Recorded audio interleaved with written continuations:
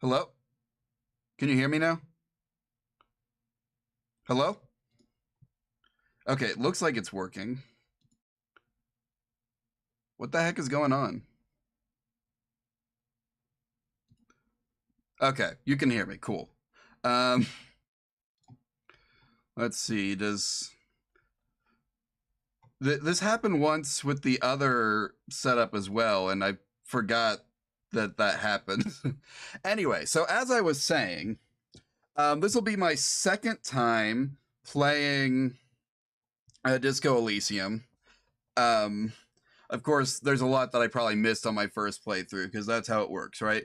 But but so we won't be getting fresh reactions or whatever. But I'm also just gonna take a minute. Let's get to talk if y'all are okay with that, because I've not had any yap practice for like the last man since December probably, because Veilguard just did not allow for anything to happen other than the game. It was that taxing on the computer. Anyway, why is this off? I'm having to go through and find things that are not working while we're doing this, by the way, because apparently there's a lot of stuff that I would messed with and forgot about. That's good. That's good. Game capture. Are you going to capture the game? I might have to tell it to do it manually. But anyway, yeah. So, there are a lot of things that I talked about doing that, okay, it's going to work. Cool. There are a lot of things that I had talked about doing over the course of the last couple months that I'm finally going to be able to do. Though I'm not, I'm still not sure about one of them, because my original plan was to do a stream where I designed free logos for anyone who submitted a request, or get through as many as I could in 4 hours, basically. That was the goal, was to get through as many as I could in like 4 hours. This is so loud. Can I turn down the master volume on? That's fine. Anyway. So yeah, we've got yeah, I've owed that logo stream since like the start of the year. But my plan was to do it on February 14th, except it was just pointed out to me yesterday that February 14th is Valentine's Day, so I'm still not, I'm not sure if that's the right day to do it.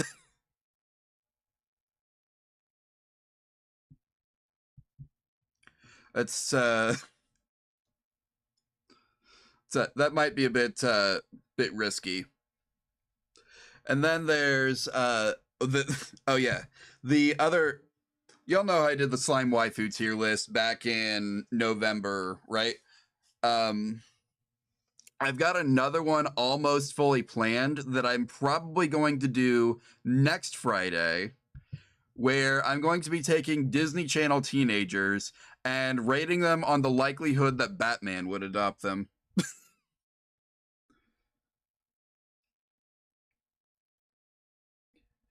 So I think that'll be fun. I have had to sort out so many characters in order to make that like a viable thing. Cause like my first instinct was like, okay, well, if I only do like main cast characters, then we'll be fine, right? Because surely most of the main casts are only going to have like 3 people max. But there are so many Disney shows that have uh, that have like 6 or like there's just so many Disney shows in general that I ended up with a list of like 300 characters. And so I went through and I sorted out all the spin-offs. And that got me down to more like 150 characters. And so then I was like, okay, well that's still too many. So what can I do next? And then I just went through and I erased any show from the list that I had never heard of. or just didn't know enough about, because like I didn't watch Disney Channel growing up. I would have if we had the channel, but we didn't, so I didn't, and that's how that works. But yeah, it. I got the list down to like 60 characters, so it's gonna be doable. It's still 3 times as long as the list of slime characters that I had for the last one, but hey, I I can still make a video out of that probably. Anyway, what else is there to talk? Oh yeah, I also had another idea for a stream where I get people to send me like info about their characters, and then we. Uh, I, have you all heard of the RPG Monster of the Week? It's a tabletop RPG. They played it on Adventure Zone. They played it on Monster Hour. They played it on Shrimp and Crits. They played. There are so many tabletop podcasts that I love that played Monster of the Week at least for one season. Um. Anyway, it's. I had an idea that I was gonna take a bunch of any VTuber who wanted to like volunteer a character sheet or something, or a character info, and I would try and find a character class that worked for them in Monster of the Week. So I'm probably, once the logo stream is done, I'll do that one.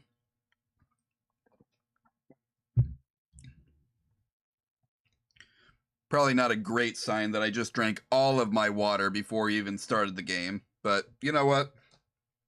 If I need to get more, there's my mom just keeps buying me these disposable water bottles, so I've got water in here. It won't take too long to grab more. Those are, of course, incredible audio, so that'll be fun, but it's fine. Um, let's see what that. I think that's all that there is regarding my plans. What has everyone been up to since I've last had a like just sort of chatting moment? I feel like a lot happened in July and December, and there's nothing that made a good story for me. Except for the time I probably told this on stream at the time, but like, so I work at a fast food restaurant, right?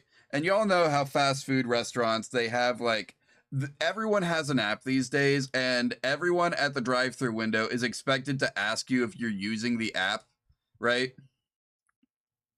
So I was working in the drive-through a few weeks ago, and and so I was doing the thing, right? Except one woman comes up to the window, and I forget to ask if she is using her app. So the exchange that happens is, "Hey, welcome. How can I help you today?" And she says, "No, thanks." And I just had to sit and process that for a moment before we both realized that we messed up.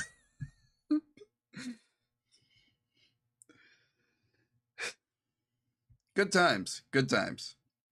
Anyway, I've been going on for 10 minutes. The game's all ready to go, I think. Can y'all hear me? Can you hear the game? The game capture? Hello? Game? Oh yeah, we're getting the game.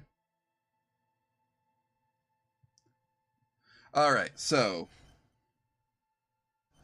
I first have to decide what kind of detective I'm going to be. I played a thinker my first time. What kind should I do this time?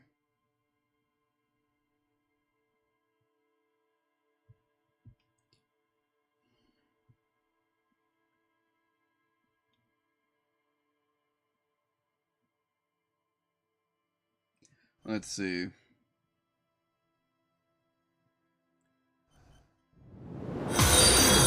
Oh, hey, thank you for following, Kelly Black. Wait, is that. Are you the Kelly Black who follows me on Blue Sky who worked on City of Mist, my favorite RPG of all time?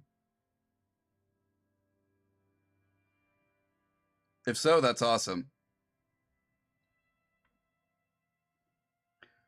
That's awesome. I love that. Thank you for City of Mist. Anyway, Let's do sensitive. Might begin to lose his mind. Sounds like an interesting conundrum.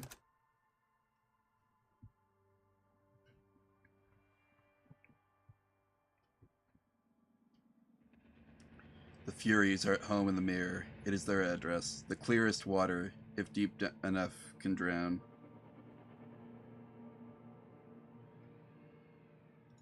Let's begin. There is nothing. Only warm primordial blackness. Your conscious ferments in it. No larger than a single grain of malt. You don't have to do anything anymore. That sounds great. Ever. Okay. Never, ever. And Okay. no amount of time passes. It is utterly void of struggle. No ex-wives are contained within it. Aw, man. Not a single ex-wife?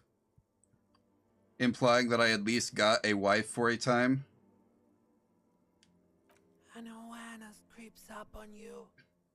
A mass lies hidden in your dead angle, soaking in some lurid acidic sauce. It's bloated and shameful. A ball of meat surrounding you. This is a terrible line of questioning, and it will only lead to more awareness of the meat thing. No. Tell me more about this ex. Ex-love. Ex-tenderness. It is foolish of you to resurface to the loss. Not after all the damage you've suffered to get here.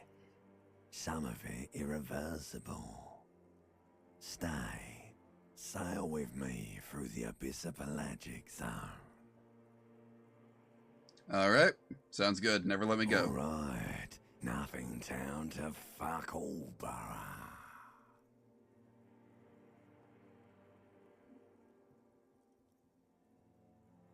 Alright, let's visit the ancient Zero Great home. choice, Elder One. It has always been like this, and it always will. Wait, no. I need to belittle myself instead. Do you really? I do.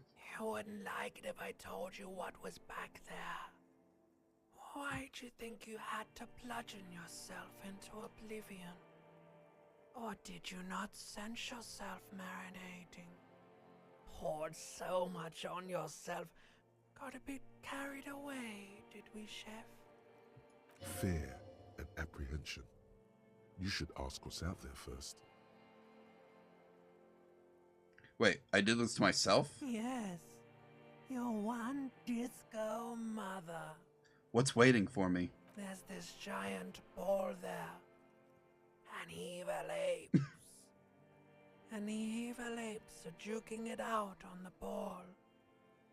You're one of them. It's basically all just evil apes juking it out on a giant ball. How small are these apes? Infinitesimally small. How big is the ball? You can't even make out it's a ball when you're joking it out. It's that large. And this duking it out I keep hearing about. What's that? Vying for resources. It's just a stupid expression you picked up somewhere. The part of the presentation you want to take home with you is this. You have to beat the other evil apes in the face. Or you lose. Well, that sucks. Yes, it is. And you drowned in that sadness a long time ago. What do you mean drowned? You lost. Oh no, I lost the game.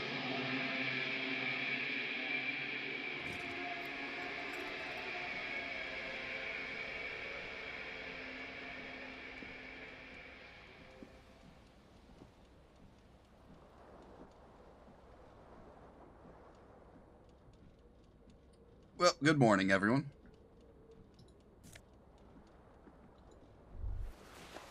You hear a jingle.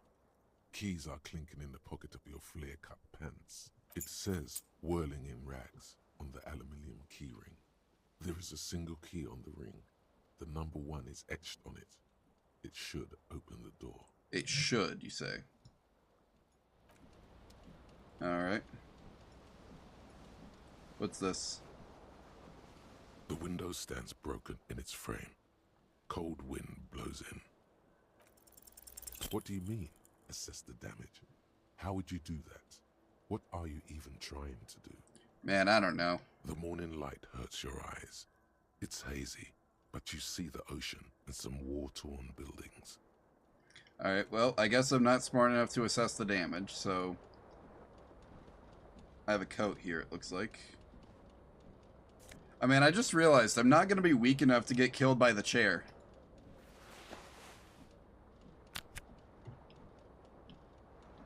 Uh-huh. What's this? Oh, I have a shirt in here. Nice.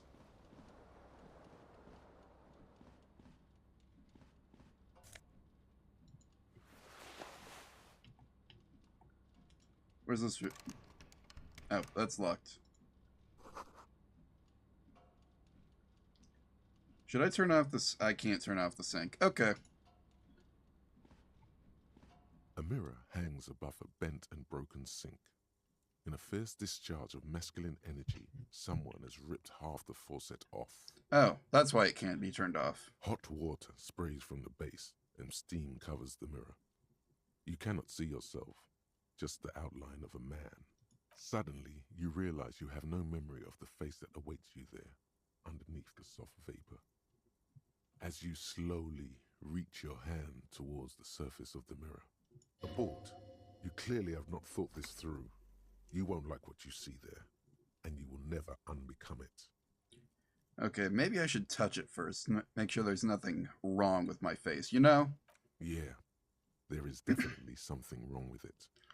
What's wrong? Where to even begin? There is the bloatedness, then the swollenness.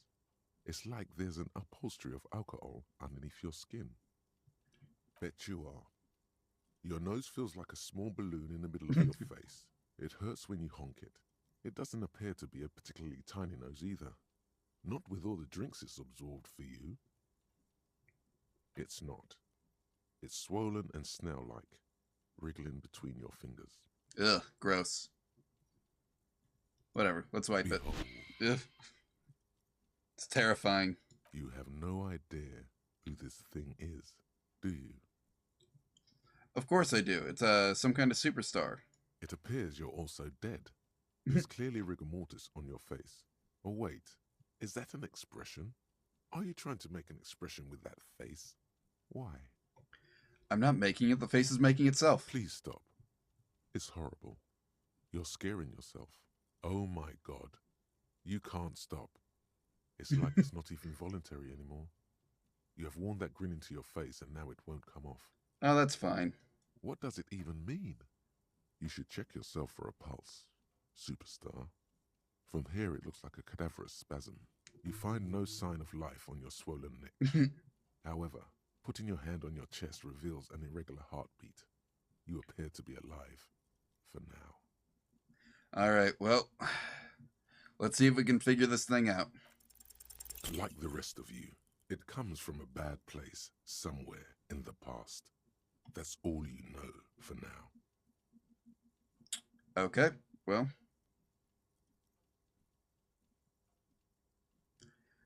I have a 3% chance of success. The odds are not zero, people. It's too late. Like an image on film. The expression belongs to your primary motor cortex. It would take a minor neurological miracle for you to cease producing it. Well, I guess we're stuck with it. Can't say I didn't try. Let's see. There's my stats. Do I have to... Oh, I don't have them unlocked yet. Do I have any points to spend? No, I don't. That's fine. Well, I guess we're not quite done looking around here, are we? Whatever, it's This time to get fan has electrocuted. two Get chain pull yeah. switches. One ends in a tiny fan, the other in a light bulb. A truly horrific necktie has somehow attached itself to one of the blades. Cool. Or has it been consigned there as punishment? You feel as though this creature is your friend and wants to reattach itself to your neck so that you may continue your adventures together in this strange world. Alright, let's pull on the fan. Blades come squeaking to a halt. It should be easier to reach the tie now. A terrible mistake. Turn the lights off immediately. You can practically feel the photons burning a hole in your brain. It's just a little hangover-induced photosensitivity. Don't overreact. Bring it on. Little black spots dance on your retinas. It's almost pleasurable. Is it? You swoop up and catch the tie. Snap. It's released from the blade. Warning, warning. The necktie is no longer contained. Well, why do we want to contain it? What you have in your hand is a fantastically colorful tie with 4 or 5 different patterns. The knot reminds you of a noose. No, that's fine. Probably, right? What's the worst that could happen?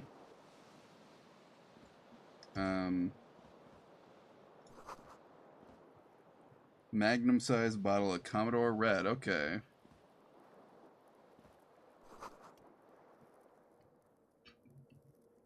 Why would someone do that? Why would someone tear the tape out of this thing? This perfectly good tape player. Who would do that?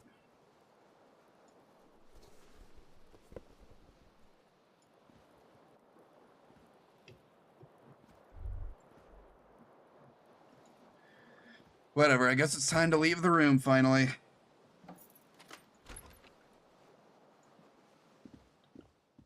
And what's out here? Something's over here. Something on the table. What is it? Oh, it's money.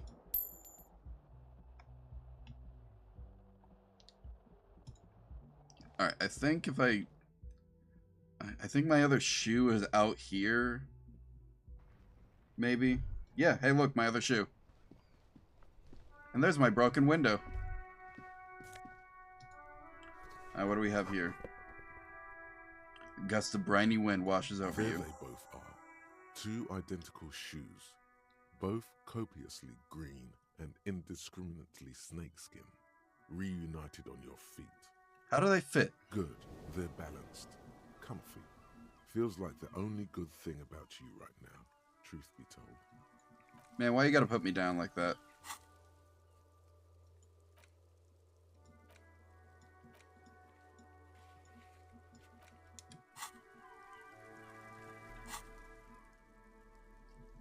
Let's see.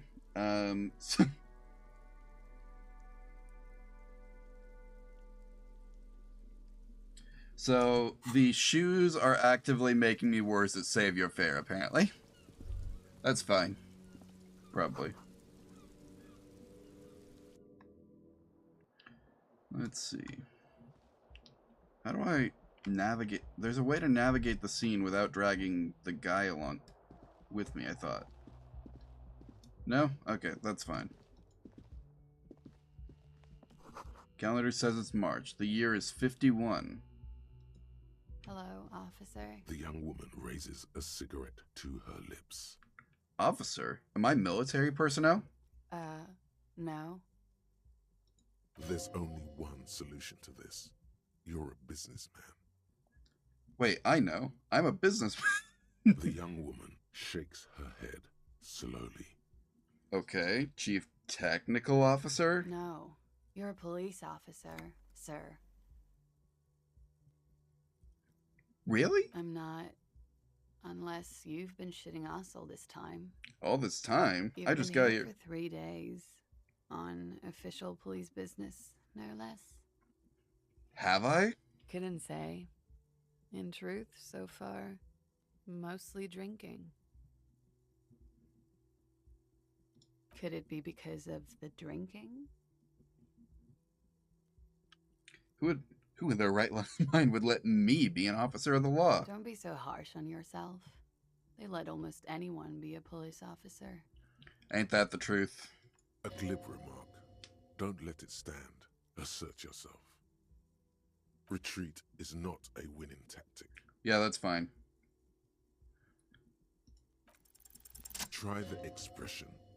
Come on, why are you still doing this? I'm at death's door. Bloated, a goner, and still. Does the longing never stop? Alcohol raises testosterone levels, especially in men. The levels remain elevated after inebriation ends and the pain begins. You seek comfort. It's only natural. She puts out her cigarette. I cannot believe that worked. She looks back at you, a light glinting off her eyes. And now, it never stops. Goodbye. I mean, the exact same thing comes of a success and a failure, apparently, so... You should pick that fat, juicy cigarette butt from the tray, light it up, and smoke the living shit out of it. The what?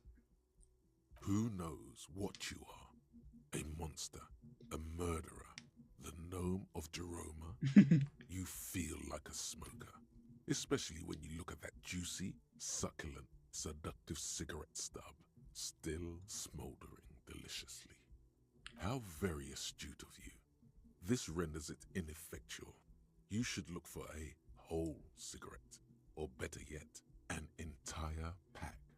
Strike that, a carton. Make sure they're all healthy and able-bodied. Then smoke them all. The idea seems to make your neck expand. Suddenly, the garish tie feels very snug. Or Okay. you could not do that. No one is making you. Well, I'll think about it. Good. Thinking about yummy cigarettes in your mouth is the next best thing. Make sure you think about juicy sticks of tobacco all the time, though. It doesn't count if it's not all the time. I don't know, that seems, And wrong. when you're done thinking about them, graduate to getting them. Plus, smoking them gives massive bonuses. Bonuses? Like what?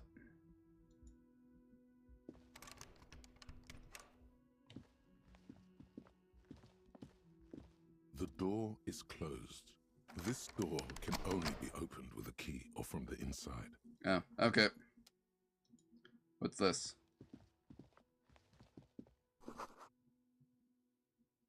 Okay, I don't know what that means. And ah, there he is.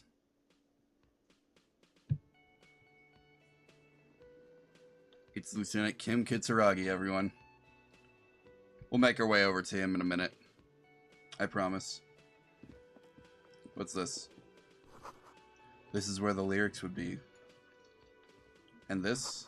A big old karaoke mic, just waiting for someone to sing into it. Speaker is connected to the radio.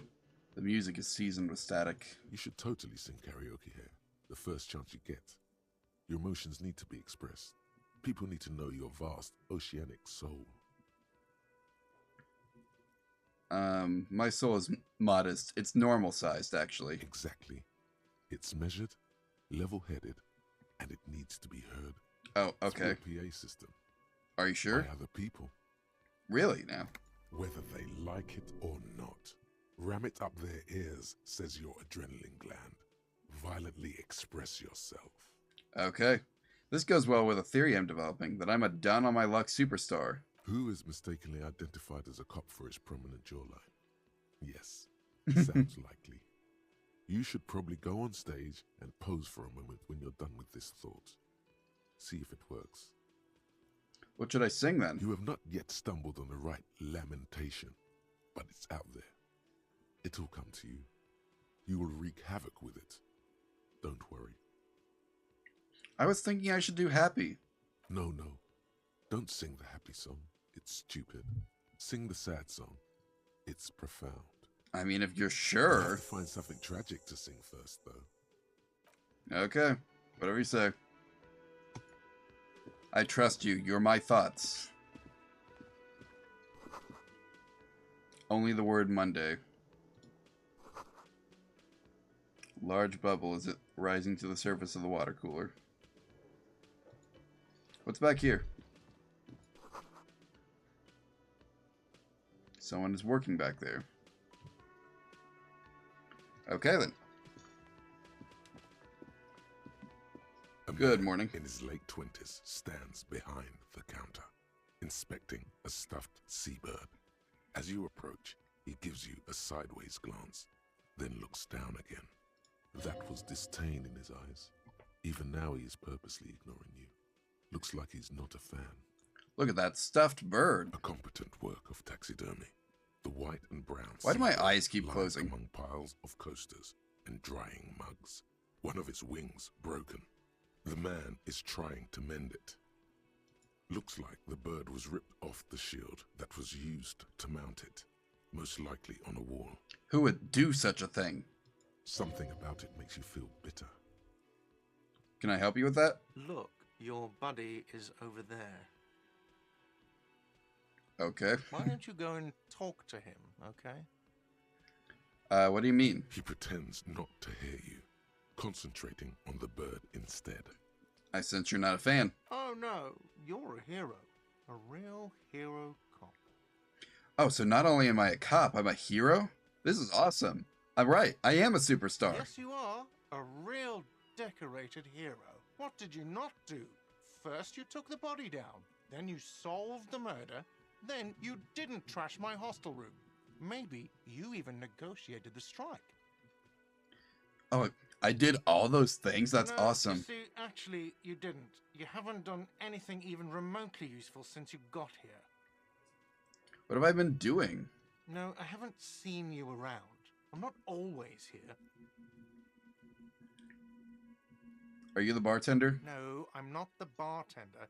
I'm the cafeteria manager.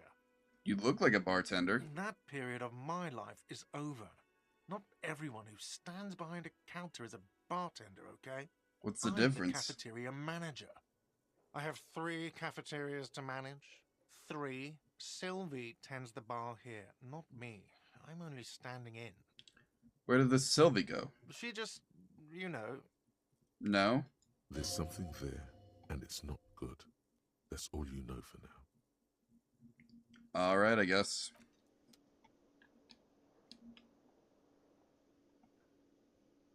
Oh, that's the water cooler. Anything else to click on? Hey, look, something else to click on.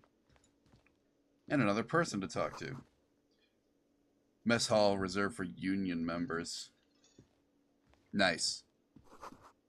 This royal pinball machine is unplugged. Well, somebody should plug it in. Hello, ma'am. Hello, sweetie.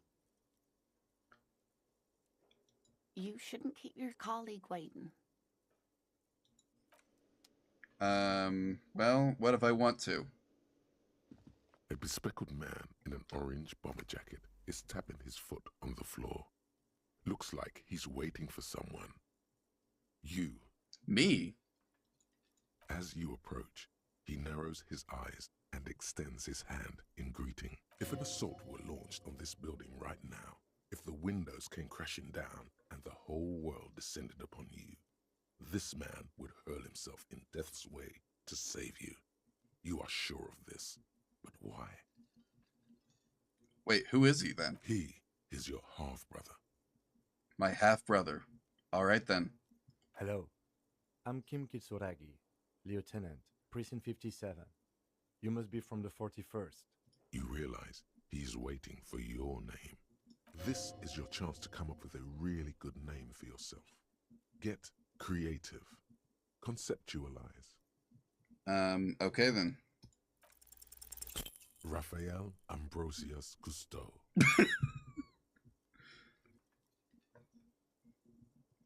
It's so cool. You instinctively run your hand over your multi-patterned orange tie. The sensation of wrinkled silk. Wait, that's the result of a somehow failure. Makes the name sound even cooler. I don't know how I didn't know that before, but that's awesome. More classy! Raphaël Ambrosius Costeau is one classy name, and you're one classy cop. Yeah, you got that right. My name is Raphaël Ambrosius Costeau. Yes, well, Doesn't even process what you just said. Just moves on. it looks like we had a little scheduling error on Sunday. Saturday too, actually. Have you had time to talk to the manager here? You mean him? Yeah, I just talked to him. If you don't mind, we should talk to him again. Ask him for a rundown of the area. Now that I'm here as well. I understand the scene is out back, right? Yeah. It also wouldn't hurt to assure him the police are finally here. In full force, I mean. Have you mapped out the initial interviews? What interviews? At the 57th, we like to prepare an initial list of persons of interest, and then just skim the surface. Prepare the field, get to know the players. You don't do that? Maybe it's not an inter-district practice. Yes, the police. I'm aware I'm a policeman. Right. And the interviews? No. Okay. We'll have time for that after we take a look at the coroner's case. Have you removed the dead body from the tree? Dead body? Mm-hmm. I don't like dead bodies. Sure. But did you take it down from the tree? No, I don't think so. So, the body is still in the tree. Yeah. This is the first time you detect a weariness in the lieutenant's voice. It is obvious he would have preferred for the body to no longer be in the tree. Oh. Where it has been hanging for 7 days straight. We should go there as soon as we are done talking to the owner. What if I told you I'm not really a police officer? We all feel that way sometimes. There is no such thing as a police officer, I'm afraid. What remains is that there is a dead body in the tree. Someone has to figure out who put it there. If we don't, no one else will. Ah, man. Gotta love kid. This guy is also just completely bizarre, and he just gets to look normal beings put next to Harry here. But first, we have to take it down. How can you be so sure I'm from the police? I was sent here to meet a detective from Precinct 41. You have the insignia of the Citizens Militia on your sleeve and on your back. I suppose you could be impersonating him. You could have gotten the insignia from the black market or forged it. But for now, I'm going to set those possibilities aside. I'm not from the Inspectorate General. What's that? Internal Affairs. And I'm not them. I'm from Criminal Investigation. The white rectangles? Yes. But they're just white rectangles. They are not just white rectangles. They bear a halogen watermark with the letters RCM and a pattern resembling the street grid of Revachol West. Do I would they? ask you to step into the headlights of my motor carriage. But again, it's none of my concern. I just need you to do your job. But shouldn't I have like a badge or something? You mean you don't have a badge? It was not on me when I woke up. Losing your identification card is a serious matter. My vehicle has a shortwave. You can use it to report your badge missing. I would advise you to locate it as quickly as possible. But getting the body down should still take precedence. But I don't remember anything. I can see you drank last night and the night before, and that you are still drunk now. But I have seen officers go through worse. Much worse. If you need something for your headache, there is a general store nearby. But as I said, the dead body should be our #1 concern. A painkiller Okay. would be good about now. This thing is pulsating with discomfort. The All best right. cure for a headache is, of course, morphine. They won't have that, so cigarettes will have to do. All right. Well, let's get to work. After you, officer. Lieutenant Kitsuragi is now in your party. You can talk to him whenever by interacting with him. Oh, perfect. Just what I want to hear. All right. So let's see. I was told I need to find smokes, sing karaoke, report my badge missing, interview the cafeteria manager, and inspect the victim's body. The cafeteria manager is right here, so let's start with that. The man with the unimpressive beard notices you approaching. He drops the ledger he was holding and turns to the lieutenant. Mr. Gart, right? You run this place. Yes. I am And? Kim Kitsuragi from Precinct 57. This is an inter-district investigation, so joining me from Precinct 41... As I said, I'm Raphaël Ambrosius Costeau. Right. Now, I know it took us a while to arrive at the scene. It also took you a while to call us and report the dead body. It was you who placed the call, yes? No, I only just got here. It was probably Sylvie who called you. She usually works the bar here. I'm only temporarily taking over her duties. Do you have her number? As a matter of fact, I do. All You right. said you just got here. From where? Are you a local? What, of Martinez? No, I live in Jamrock. I only sometimes come here to keep an eye on the place. This is just one of the many, many cafeterias I manage.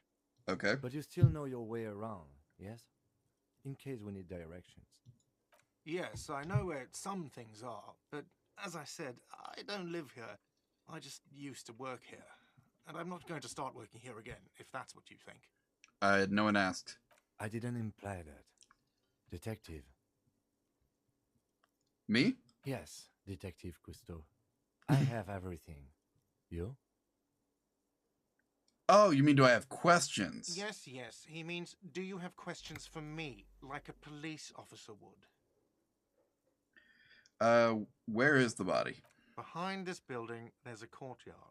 They hoisted him up on a tree there. And how do we get there? That's easy. See that door there? First you exit through that. Then, to your right, you should see a big hole in the fence. A really big one. You can get to the courtyard through there. No need for the keys. The hole is big enough for the Franco-Nigerian cavalry to fit through. Well, if you say so. Does he want you to feel guilty of making that hole? It's implied in his voice. So who killed the guy? I don't know who killed him. I'm not the police. That's your job. Did you do it? What are you, crazy? Of course I didn't kill him. Suddenly you tense up. Blood is being pushed to your muscles. You should hound him on this. Hound him hard. The prey drive says. All right, you got it. Did you kill him, Gart? No, I didn't. You can tell me. You killed him, right? I didn't. I don't appreciate this. What is this? Why did you have to kill him, Gart? Do I have to answer him? Is this mandatory? The lieutenant stands motionless, his expression unreadable. Did he hurt you? Is that why? Did you get some kind of sick kick out of killing him? What are you, an idiot? I told you I haven't killed anyone. Anyone? Have you killed someone else then? He ignores you. Okay, why'd Sylvie go away? She went away because none of your business. This is the second time you've avoided that subject. Oh my god, what is your obsession with this Sylvie person? Get over it. Maybe it's he who's obsessed with this Sylvie person. Certainly sounds like it. Alright, that's all for now. Let's go. Not so fast. You owe me 130 real. No one is saying the multi-pattern necktie you found tied to the ceiling fan can talk. No one. It must be merely imagination.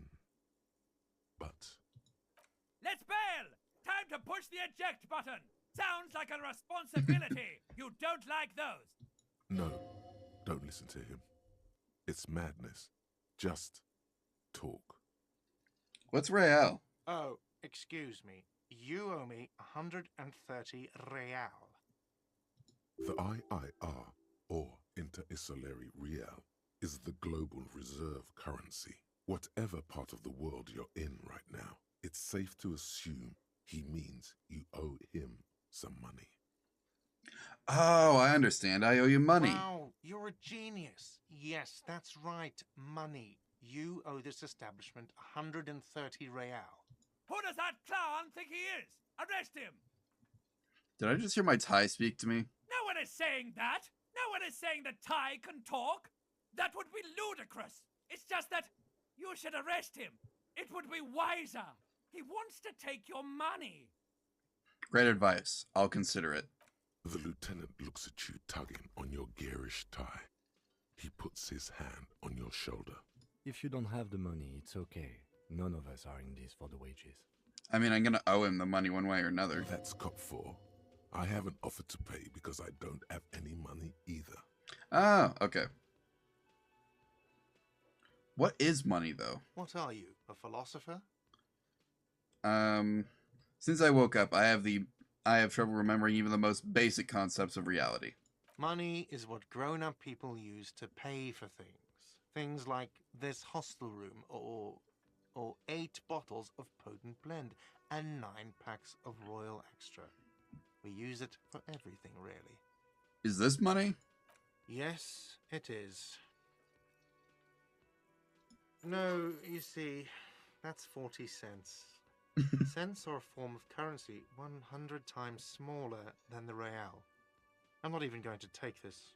Come back when you have 130 real. 100 times smaller? Yes. Well, that's horrible. It is. For a moment, his antipathy is overcome by compassion for the sheer smallness of the money. He demonstratively suppresses a world-weary sigh. All right, you're under arrest. You can't arrest me. I haven't done anything.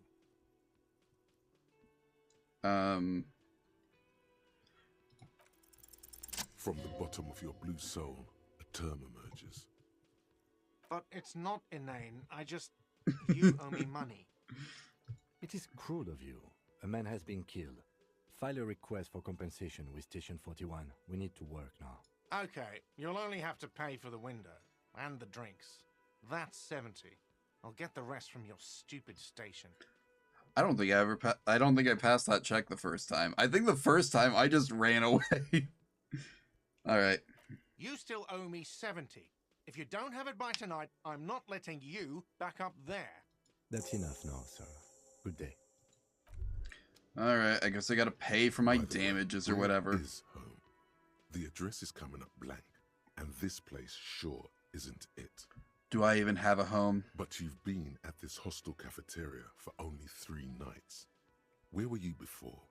You had to be somewhere. Up on Marvel Hill. Why did you say that? Do you know a place called Marvel Hill? No. But isn't that an expression, not a place? An expression? A saying.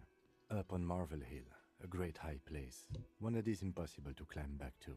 That doesn't sound like somewhere you can stay if you run out of money.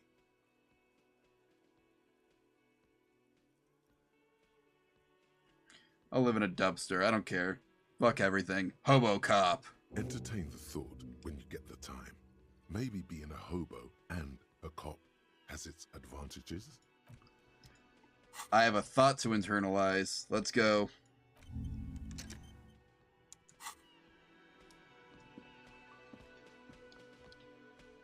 Alright, I think that's all there is to do. Hello, miss. Are you a person of interest in this case? Hello, sweetie. Wait, who's Sweetie? Who's Sweetie? Why, you are, officer.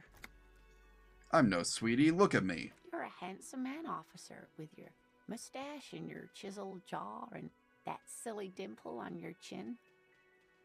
Dimple or not, I'm a bitter man. The years have taken their toll. Take heart, officer. You're still a man in your prime. You must forgive me. I'm getting so scatterbrained. I completely forgot to introduce myself. Oh, me too. Don't worry about it. I'm Lena. My husband Morel and I are staying with our friend Gary just down the street, but I come here for tea when they're away. This Lena is wacky enough for the motley crew. Hire her on the spot. You seem to be in a chair. Yes, dear. I'm a paraplegic. Could I become a paraplegic? I hope not. Although the work you are doing for all of us is quite dangerous. Ah, man, she's pro-cop, isn't she? Towering over her in your insignia, you make her feel safe. Someone has to do it. But not you. You're volunteering. So thank you, sweetie. Am I volunteering? Am I not getting paid for this? So you volunteered sometime in the past for the beatdown and hail of bullets? So very you. Thank you for clearing that up for me. No problem. There is no bitterness in her voice. She accepted the curiosity her condition inspires a long time ago. How'd you like to roll with us? Whatever do you mean? I want you to be my wheelchaired partner in fighting crime. Sequence killers? Oh my. But I think you already have a partner, sweetie. Yeah, but we could use another one. What's one more? A partner who needs you to help him get a corpse down from a tree. Oh, Kama, I forgot I had you here. No. I know, but there's side mysteries. Sequence killers and forays into the paranatural. I can assure you with absolute certainty, there are no sequence killings taking place in Martinez. If you're sure. Now, gentlemen, no need to squabble. I wouldn't be of much use to you anyway, sweetie. Why? 3 heads are better than 2. Thank you, but Martinez isn't the most wheelchair-accessible place, you see. I'd slow you down. Oh, that's okay. Kim has a car. Perhaps another time.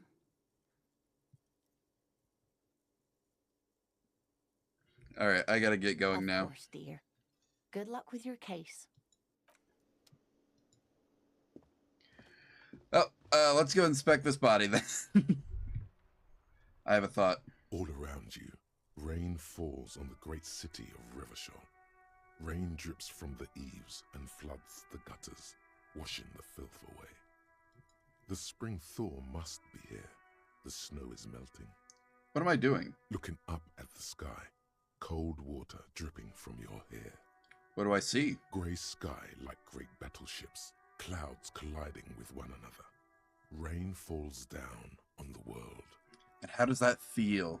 Your shirt sticks to your chest. The shoulders of your disco blazer grow heavy. The cold finds its way in under your skin. You shiver, and the city shivers with you. What's in the east, or west? Sheets of rain over the water. A flight of stairs leading into the ocean. Wave after wave washing the coast of Martinez, with its motorboats and gently swaying reeds. The ruins of a half-sunken sea fort crumble on an inlet beyond the Bay of Revachol. Ghosts rise into the sky. Who are the ghosts? The skyscrapers of La Delta, the financial district.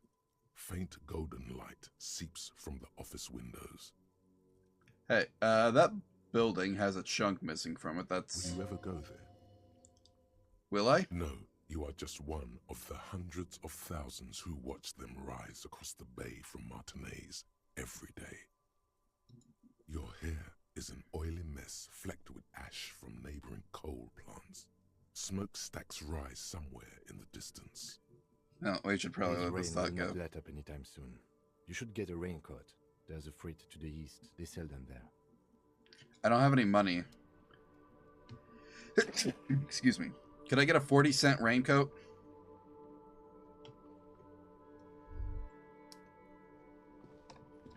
Let's see, what's this? A heap of snow melts in this wheelbarrow. Hello there, sir or madam. The RCM in Martinez. What can I help you with? You sound surprised. We don't see a lot of police around here, that's all. I have some questions for you. Of course. What can I help you with? We need directions. Of course. Where to? I'm looking for a dead body. Oh, that's right there, in the yard. She's relieved someone has come for it. Finally. Thanks, that's all for now. No problem. I have to run. Of course. I won't hold you back. Her gloves. You get the feeling that you need them. You have a dead body to deal with after all. One more thing. Can I borrow your gloves? Sure. Keep them. I have another pair. How nice of her. She just gave me those gloves for free. Who needs money? Am I right? What's this?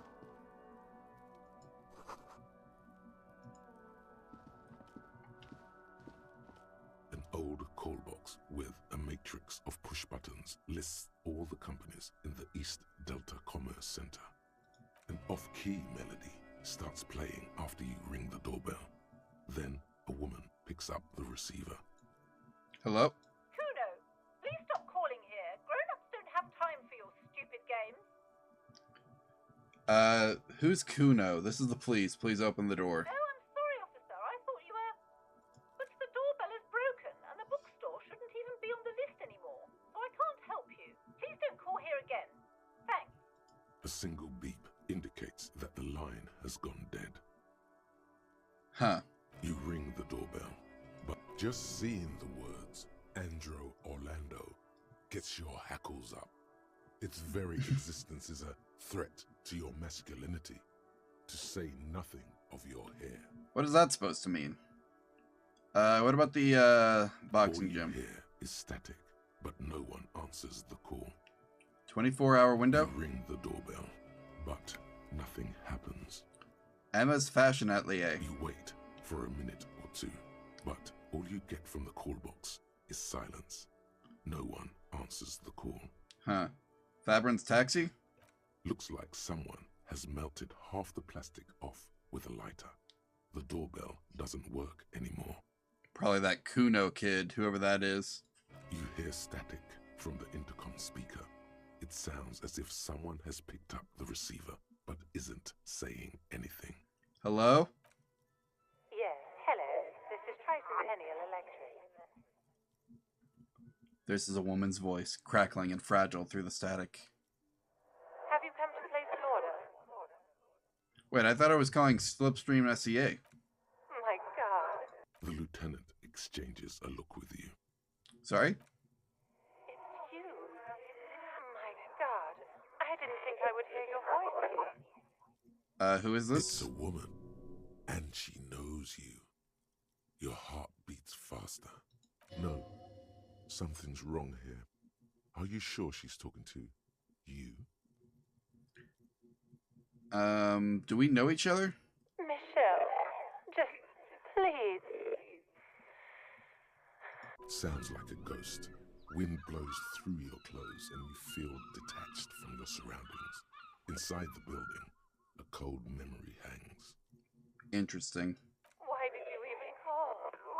I don't understand. You've been gone for months. I thought you didn't care. Of course I care. Ever since I came to work here, it's been different. As if my mind's been wiped clean. A spot of static overrides her words. When she speaks again, it sounds like she's submerged. It's so nice. It's so nice to be able to finally forget. Forget about what? She sounds like she's about to cry. The cold is deep under your skin, as if you were talking to someone who's 100 years away. Somewhere inside the building, water is flooding the cellar floor. Hello? She doesn't answer. What's so nice about forgetting? Silence. The only thing you can hear now is static and waves washing ashore on the bay. What just happened? Another seagull passes by. I don't know what happened either. We should probably stop playing with this thing. Alright, goodbye then. You press the number sign on the keypad that terminates the call. 12 name cards on the call box read. Fortress Accidents. Silence. No one's home at Fortress Accident. Revachol Ice City. Silence. No one answers the doorbell. What about the Whirling in Rags? Nothing happens after you ring the doorbell. They don't want to talk to you. East Delta Pinball? Silence. No one answers your call. This button looks new, but someone has removed the name card. Nothing happens when you try to ring it. Weird. Oh, this button looks new. It's probably not connected yet. Oh, okay. No. Hold on. The last thing you need in your life is more hysteric emotions. Forget it. Find something else to do. If you say so. Whatever, we got a body to find anyway. It's probably back here somewhere, right?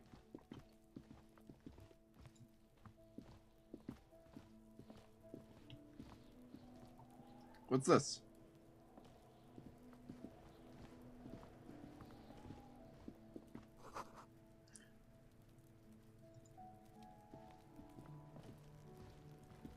This trash container is locked. The sliding lid has a padlock that says, "Whirling in rags." Alright. There's something in there, not necessarily connected to the case, but still. Why am I looking at you? You're just a trash container. The body is downwind from here. Maybe you prefer the smell of garbage to the smell of death. Lieutenant, what do you think could be in here? Trash? Food waste from the cafeteria? They lock these containers to keep the derelicts from flocking in. Could be evidence, too. I feel like there's something in here. What do you mean, feel? It's an extrasensory perception. Whatever's in there holds significance. I agree. We should get someone from the remote viewers division here. What's the remote viewers division? All the detectives from all the precincts who experience extrasensory perception go to the remote viewers division. Their work is invaluable to the force. Wow, could we get them here? No, because they don't exist. I'm so disappointed right now. I thought you were being honest with me. I thought you were telling me the truth. There isn't. But we should still access this container. Alright, we'll have to get the key, I guess.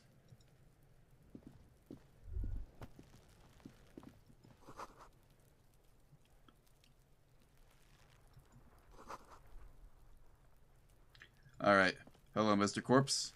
The corpse looks at you with bulging white eyes. Does it look at me? The face around them does not look human.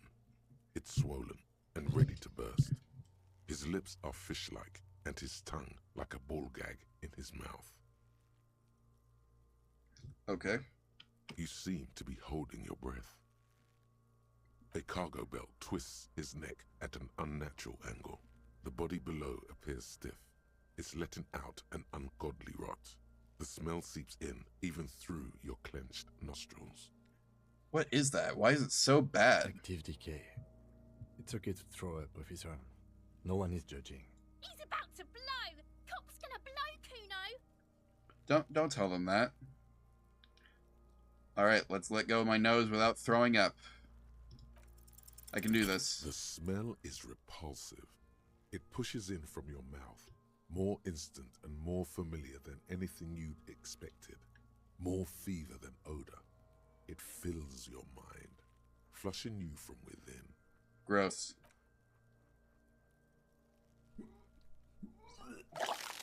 Gross. Gross. I hate this part. It sucks so much. Too late. It's impossible to keep in. Until a pool of vomit lies under your feet, and your throat stings from the stomach acid. It's okay. Happens to everyone. Keep it. The hangover is clearly making this worse for you. You could use some ammonia to clear your head. You think it would help? If you can handle the headache. Some officers use it to deal with cadaverine odor. But not you? I can't handle the headache. Oh, okay. It's more likely he can handle the smell. Unlike you.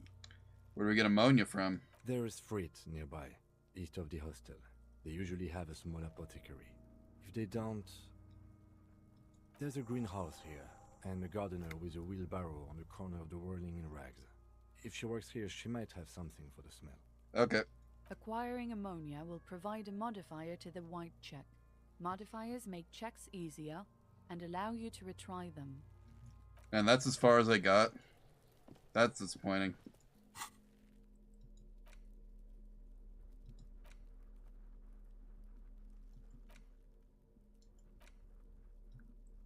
Can I hold this, or does it do anything?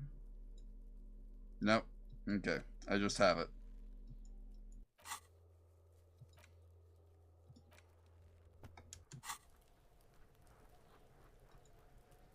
What do we got here?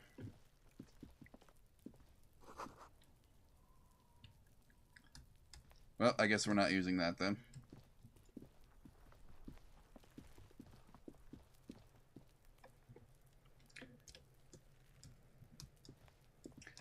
There was something I could have sworn last time I played this, there was a way to move the camera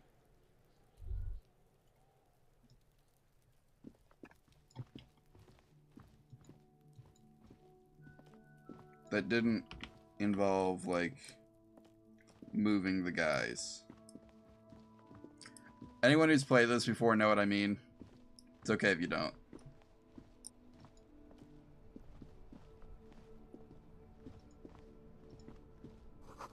Pigs Go Home. The street name is illegible. Well, I guess we're on Pigs Go Home Street. That's okay. And my next stop is probably to this fruit place. Goods from the lorry haphazardly litter the surroundings. Who's this guy? Welcome to Raphaël. Oh, a racist lorry driver. What do you know? Why are you addressing my partner like that? Don't you welcome to Raphaël me. My grandfather came here from a 3,000-year-old racist isolationist culture, while your ancestors came to this island a mere 300 years ago. Every school of thought and government has failed in the city, but I love it nonetheless. It belongs to me as much as it belongs to you. Yeah, you tell him. It's men like you who keep Raphaël divided, making it that much harder for everyone to climb out of this post-war limbo. Oh, come on, man. I just said, welcome to Raphaël. It's a lorry driver thing. Sure it is, buddy. I know exactly what you meant. You think my kind doesn't belong here, that I should watch myself and behave. But you see, I'm an officer of the RCM. It's actually my job to make sure you behave. Silence. The air between them becomes tense. Your partner needs backup. Now's your moment to shine. You two make a cute couple. You know that? Gross. Don't spit at me. The lieutenant exhales and resumes his regular calmness. Alright, well, now that that's settled, I have a couple questions. Whatever you say, officers. Got a smoke? No. Oh, He's okay. got a smoke right there in his fucking hand. Snatch that shit out of his fat fingers. You need it after listening to his garbage. You're smoking one right now. It's my last one. You hiding smokes from me? Why would I do that? I'm an honest man. Why, I gotta... But, what, officer? Sorry I couldn't be of any help. What are you hauling? Oh, not much anymore. I'm here to pick up some cargo, but the dock workers are on strike, so it's a sit and wait on your ass situation. How long has that been going on? The strike? Oh, they've been at it for a while. A month, 2 months maybe. But this here is just the last week or so. What kind of cargo are you supposed to pick up? Apples. Apples? Yeah, apples. I take it you had other questions? Do He's I? given you the runaround. Let's be honest. You were bested. Well, we're done for now. Jump jams. Most able-bodied men. Oh no, they're much hunkier than you. This is awful. You shouldn't feel threatened by Huns and men. Don't be silly. If you say so. Hello, miss. Welcome to Frit. Feel free to look around or something. Everything is out on the shelves.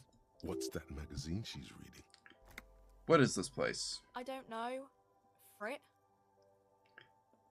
And why is it written with 3 T's? I think they think that the extra T makes it funkier. It doesn't. What's the magazine you're reading? You mean this? Yes. I do want to know more about the 2 girls kissing. This is Pop Stars. It's got, like, famous people in it. It's not for sale. I approve. Very futuristic. She pops her raspberry-flavored bubblegum and nods. The lieutenant frowns at you. before turning to the clerk with an apologetic half-smile. Let's proceed. I have some questions for you. Okay. I'm not really supposed to be chatting to anyone, but... Do you have any ammonia for sale? She looks up from her magazine, eyes filled with tired ennui. Yes, what we have is there, in the medicine cabinet. Go take a look yourself. So you can't help me? Whatever. Can you tell me anything about the dead body? I don't really know anything. I mean, I know it's there, but I haven't seen it, so... Do you know the guy? Not really. Does that mean you knew him a little? No. I didn't know him at all. How long has it been there? I don't know, really long. What do you think happened? I don't know. Do you have any opinions at all? No need to worry. It's just standard procedure for us to ask around. If you hear anything, let us know, okay? Okay. Thanks for your help.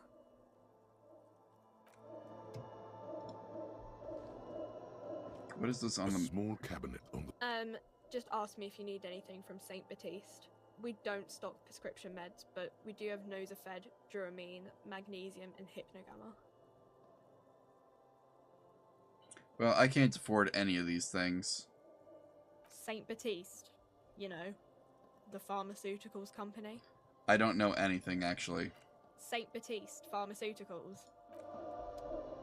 What's this? A melancholy pop song. Oh, that's the kind of thing I should be singing at karaoke.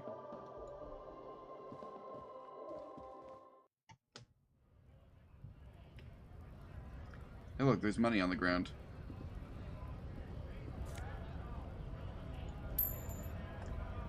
I have 66 cents now. I'm so close to being able to afford to get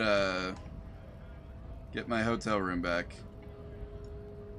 What do we got in the trash here?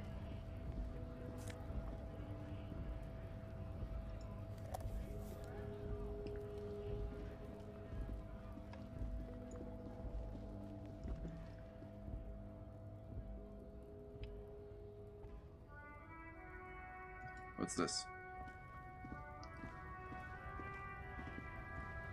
We got stuff to do over here?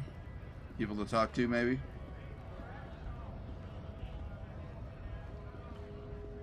Is there gonna be like a guy in here or something? A lorry stuck in the traffic jam. This big, heavy Grad-made machine is well kept for such an old machine. Let's look in the window. The windows are clear. They've been recently washed. You can see a lorryman's cabin with personal belongings, stickers, insignia. What kind of stickers? The driver has adorned his space with a substantial collection of peculiar paraphernalia. Proclamations about honor, strength, and purity are glued to various panels. So this is the racist lorry driver's lorry. The back end of the cabin has a small perch to sleep, large ashtrays. There are several suns and wheels sewn into the curtains. Weird. Racist nationalist paraphernalia. Not unusual in this part of town. This is our guy. You think it belongs to him? Likely, yes. This guy's proud of who he is. Drapes it all over his machine. He was acting tough before. This probably scared him a bit. Who knows when it will come in handy? A slightly scared, racist lorryman. It's always nice to scare a racist, you know?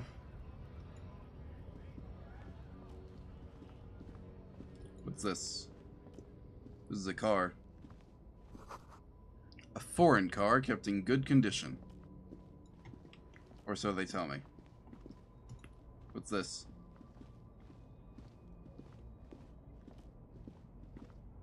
An old monument stands in the middle of the traffic island, pointing toward the sea. It looks as if it's been reassembled piece by piece, secured and mounted in the air with the aid of numerous ropes and rods. What's wrong? Oh, it's smashed all over the ground. I see. Who is this? A silver plaque on the statue's pedestal reads, I am Philip III, the Squanderer, the greatest of the Philippian kings of Revachol, son of Philip II, the opulent, father of Philip IV, the insane. Oh, I want to learn more about Philip IV. Who cares about this guy? Not a good track record of mental health in that family. What did this king do? What did he do? You have no idea what you did a week ago. How would you know what this guy did many centuries? High above you, the king stands triumphantly oblivious to your memory trouble. Well, I guess I'll have to deal with that later. I should probably do something about my memory now, though, you know? Also, we should talk to this guy.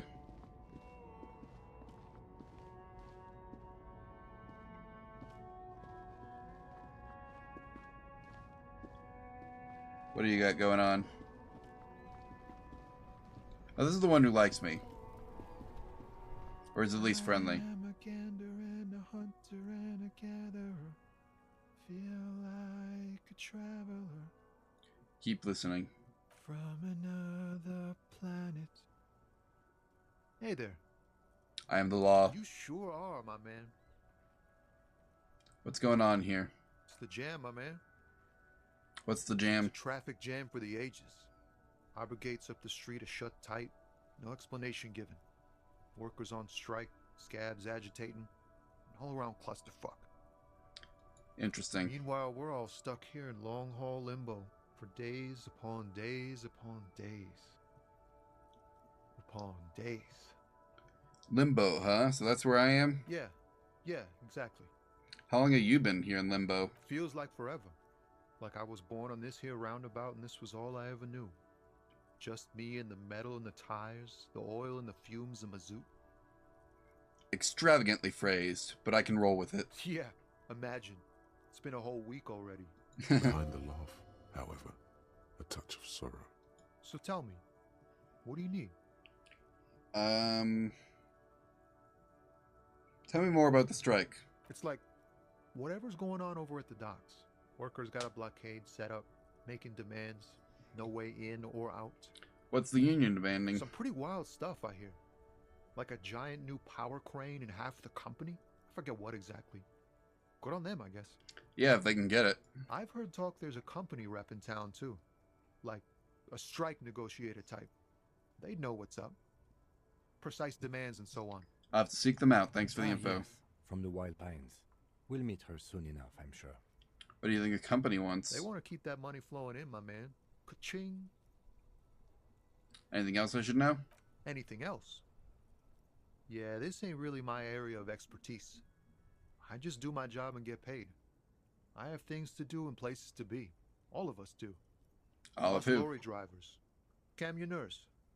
You still hang around here waiting for this mess to end. Most have scurried off somewhere to get drunk or high. Or laid. Not that I blame them, really. Good for them. Not you, though? Not my thing. Chasing transient pleasures is a drag these days. I prefer the examined life now. Thinking, reflecting, observing. What's If you better say so. than chasing transient pleasures? The more transient, the better. When one's ended, you can get onto the next one. Got any smokes on you? Nope, don't smoke. Some of the other drivers do, though. There's still a few around, waiting for the jam to disperse. Or waiting for the sweet release of death.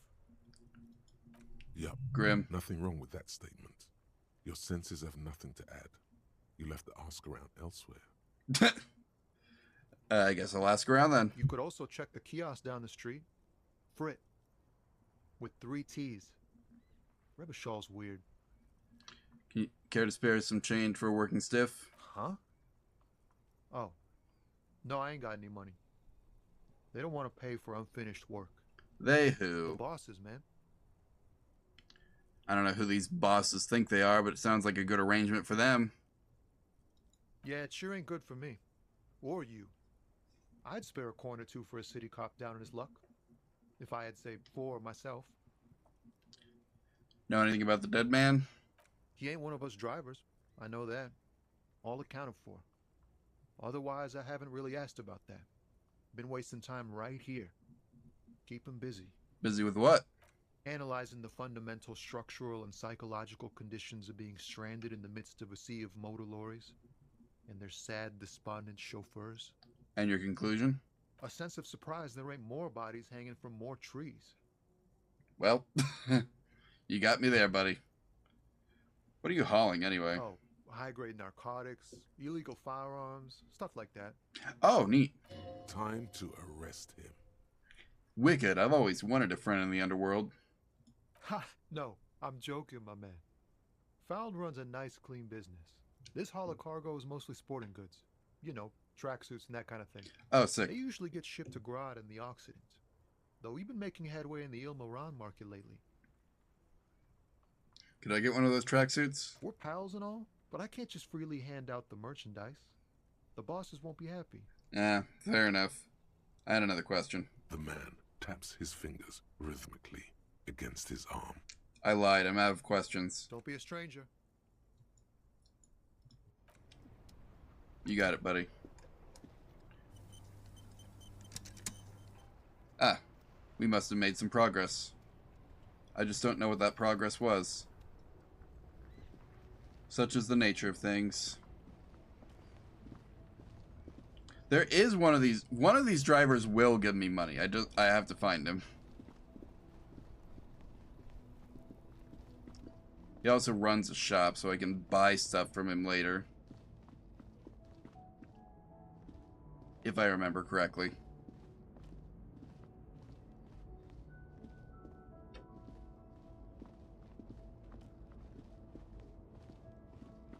Oh, there's something in here. What do we got? White tank top. Boost my physical instrumentness. Ruins full of snow. No one lives here anymore. What's this? Oh, there's a guy over here that might be... Nope, that's not the one. I don't think. Oh, I can afford drugs now. The over-the-counter stuff. The small, wrinkled woman does not greet you. She nods along to something on her radio.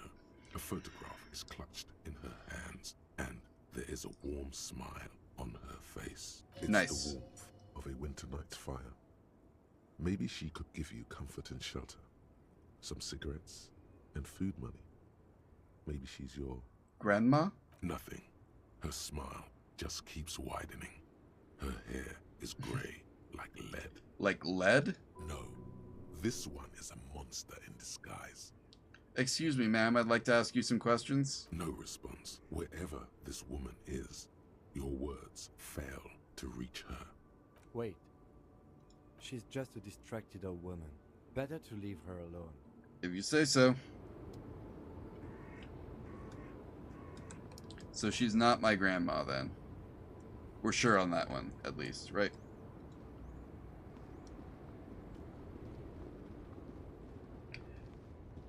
It'd be a shame if I didn't get to speak to her, you know, one last time. Ah, that's what that is. Interesting.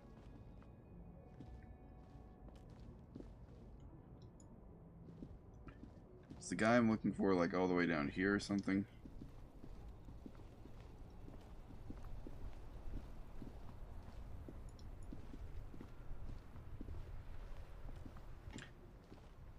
Hey, look, it's the lieutenant's car. They have some cool car designs in this game. I know they're, like, based on, like, a potential alternate future kind of thing. Some great tectonic force. Yeah, isn't it, an ancient fountain. It doesn't pump water anymore because there's a tree in it. What's this? Tire tracks leading onto the roof. The slush and rain has almost washed them off. Hello, sir. Don't get mayonnaise on the measuring tape. Life doesn't need to be a struggle. I'll be with you in a moment, officer. Let me just finish my sandwich. Talk to angry old René first. You got it. You must be angry old Renee. Have you no shame? Whining about your back every time you bring out the measuring tape. René, you're a man with a fork in a world of soup. Please, let's just try to enjoy the game, all right? I'm trying to, but you keep breaking my concentration. You're old. I can see that. We're both old. Now stop grabbing your ass like it's a girl. These manly men are playing balls. This is a ball game. Grab a ball and play it. Don't ask questions. Shoot first. Ask questions never. All right, I got this. That's the spirit. Don't even waste your breath asking about the game. They wouldn't know anyway. They're way past their prime. Oh, I'm good at the game.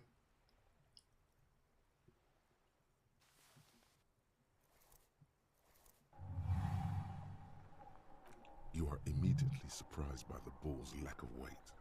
No matter. You'll make it work. God, cool. This is right. You feel the familiar tremble of excitement and adrenaline that precedes every victory. Time has frozen. Feel the ball. The cold metal ball is surprisingly smooth against your neck. It has a pattern on it. Probably a sponsored ball. Yours would only be covered with bumps of learning and scars of victory. Sounds good. Already your muscles are adjusting to the weight, the nervous system calibrating, until you and the ball have merged into a single entity. The man ball is ready. Oh man, don't say it like that. Let's become the ball, though. Ball is life, everyone.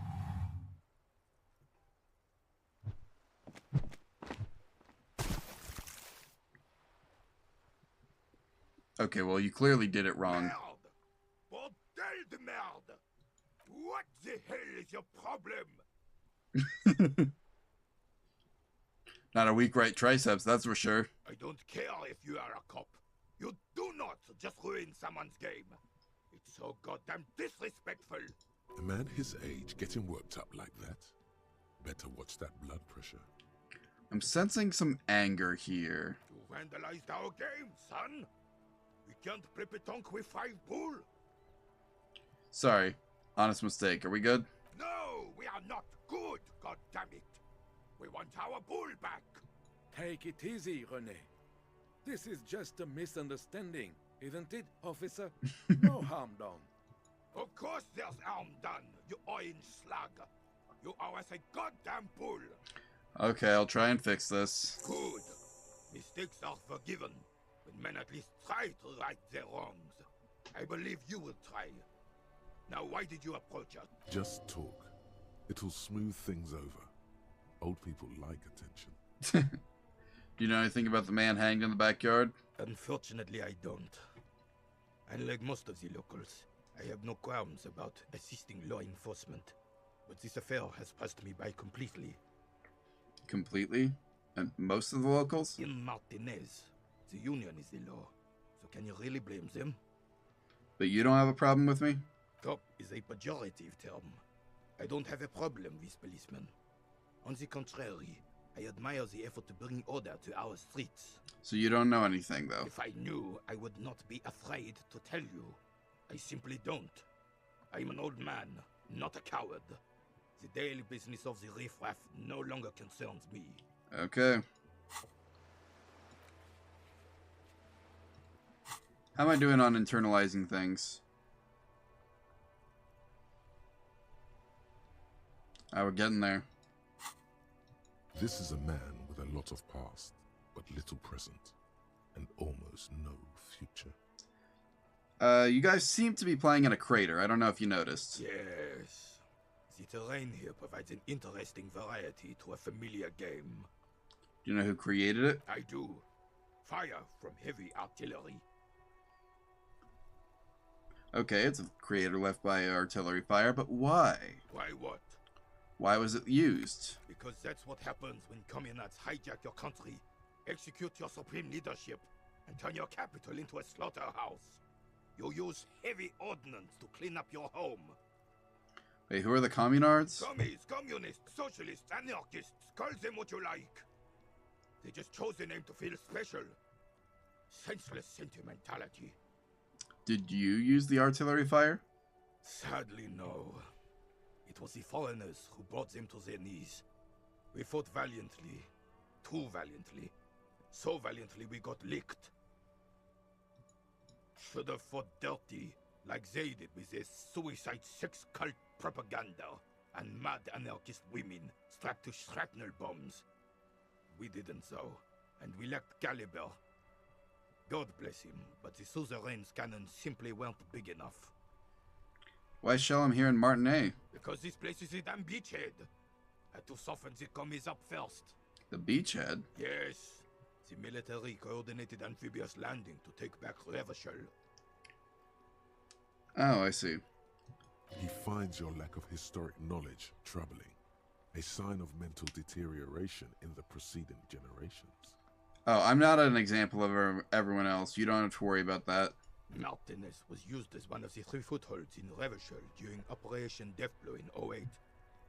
The other 2 are off in Stella Maris and the Delta. Sounds grim. This here is Blood Ground, where coalition boots first made landfall and cleaned those rabid dogs out. Most likely, we're playing pétanque on their mangled corpses. Morbid. Blood Ground. You got old René going there. Like he isn't hungry enough already. So that's why everything's bombed out? Damn right, son. They laid the fire of hell on the city before they stormed it. And it worked, too. He approves of this radical approach, knows it was necessary. Was it, though? The rest of the city got cleaned up, but Martinez they keep as a monument. And now the Union Socialists are practically running the place. Well, it's your own damn fault. You, we, the coalition, Revachol, whoever you want to blame, never finished the job. Officially, the party never surrendered. Of course they still all influence. You don't even begin to truly understand the players on the table, let alone the specific circumstances surrounding the... What do you think?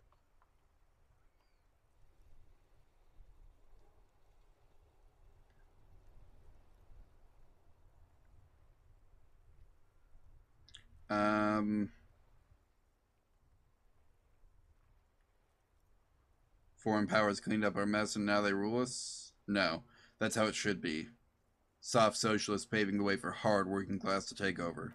Preposterous! Surely you don't mean it. I'm just sorry it had to be them. After 8 years of fighting those commie hyenas, boiling cats for food and drinking my piss in the mountains. I don't think anyone made you do that. I would have preferred if the Right Honorable King Guillaume returned through Revachol. Or even if that damn clan Frisell had risen from the grave and led us. Sadly, that was not the case. Oh, that sounds fine. This royal failure weighs heavily on him. Well, that's not my problem. Instead, all that is just, holy, and beautiful in the world was wiped away, and now it's neon signs with toothpaste ads everywhere. Foreign influence peddling garbage and stupid music on the radio. I like the music I heard on the radio so far. This is just what the commies wanted. This was their plan all along. This is what they wanted to replace the role of the suzerain with. What exactly is a suzerain? The suzerain is the king. Has everyone forgotten already? They've forgotten already. Well, I've forgotten everything. If I ever knew, I don't now. Soon, they will forget everything. Him too. Then he chooses anger over melancholy. It's no use talking to you. You were still in Daddy's borders when it happened. When we took our last stand against the filth and rode the cavalry straight into gunfire. I saw a statue of Philippe III by the roundabout. Ah, yes. King Philip III on his steed. A reminder of what Revachol once was. Is it? Oh, absolutely. At the mercy of a cocaine-snorting tyrant who emptied the treasury so he could sleep on a bed of gold. Cocaine? Cocainum? Sounds like our kind of king. And just imagine what kind of cocaine a king would have had. That's premium cocaine for the king. A superpower, feared and respected. A testament to what this country can be under the leadership of a true king. Someone who knows how to rule. Sorry, what was that about the cocaine? Oh, old Philip was a big fan of the purple nose candy the nobility loved so much. A cocaine connoisseur of sorts. His egocentricity is borderline legendary. You can't even take the responsibility for yourself. How could you fathom the responsibility weighing on the shoulders of a ruler? That's why the Philippian kings use cocaine, for clarity of vision, to aid in their work. Regnum cocainum, Ravachol's finest years. I'm satisfied with this explanation. Okay. Of course. Clarity of vision. Awareness. Philip III was even brought into this world with the help of cocaine.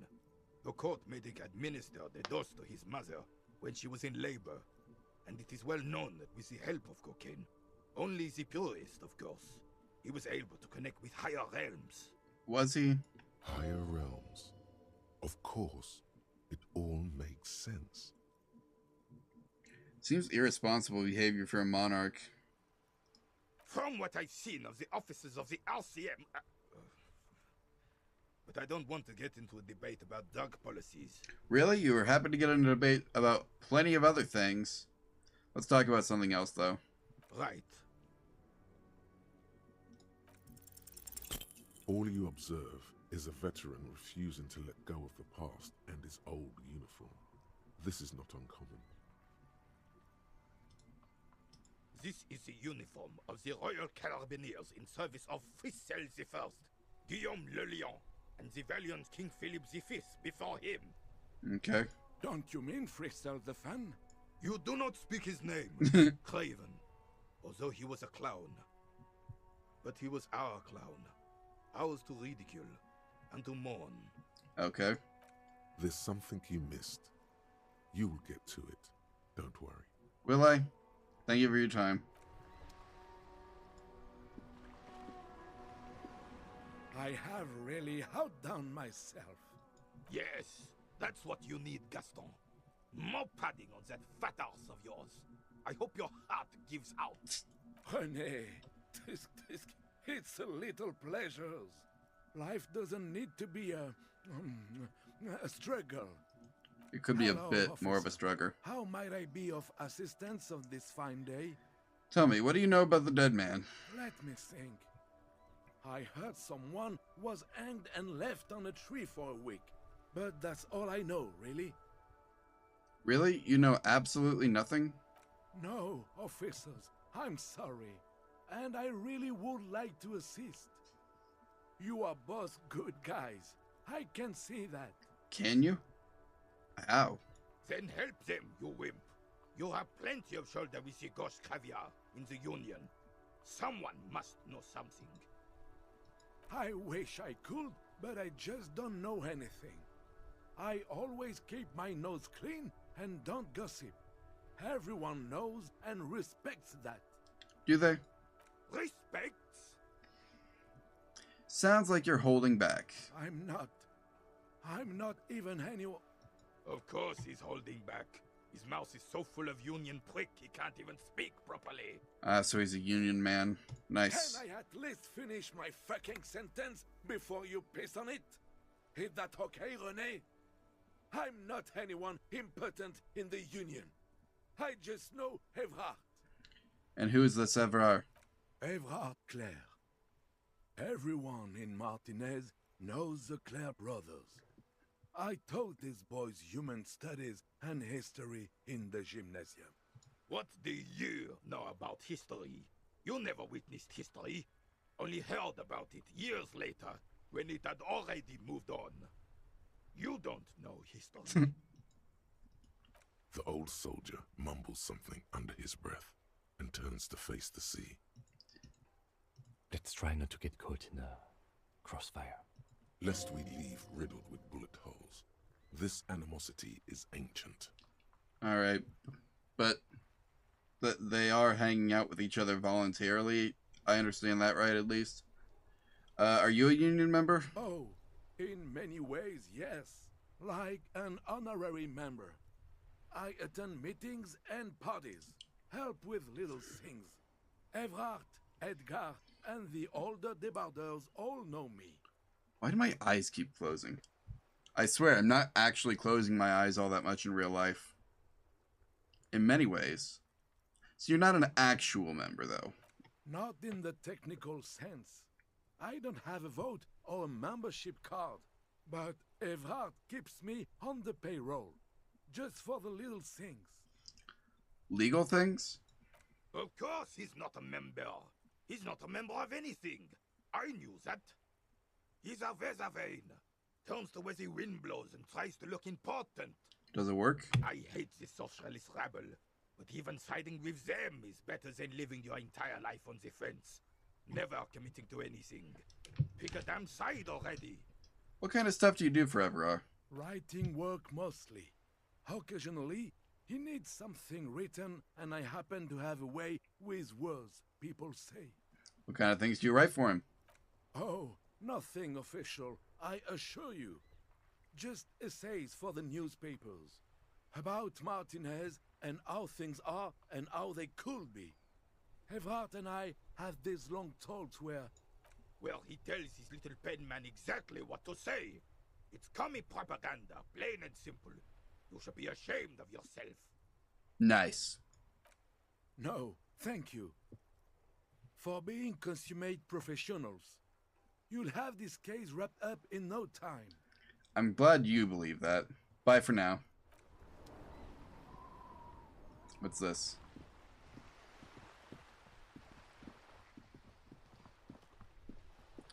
There's a kid over there. Enormous balls worthy of a real man.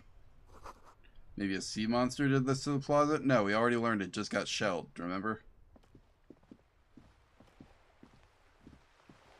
Oh, there's a guy down there.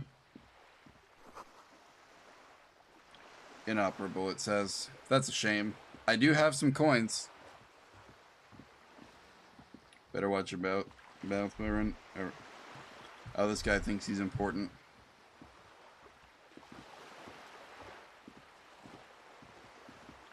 Gonna have to get that bag from him. Splatter of bullet holes lines the wall. The sight of bullet holes stirs something in you, making you forget the lieutenant's surname. Kim, look, bullet holes. Where? There? Those are old. What do you mean, old? These bullets were fired during the Revolution, over half a century ago. They do not warrant investigation. Oh, what can you tell me about the Revolution? Not much. I don't have a fresh perspective on it. Shall we go? Okay. Can I have that bag?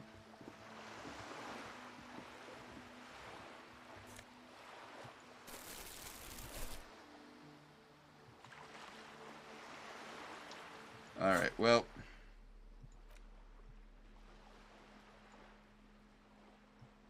Where does this go? Nice. Now I can pick up trash.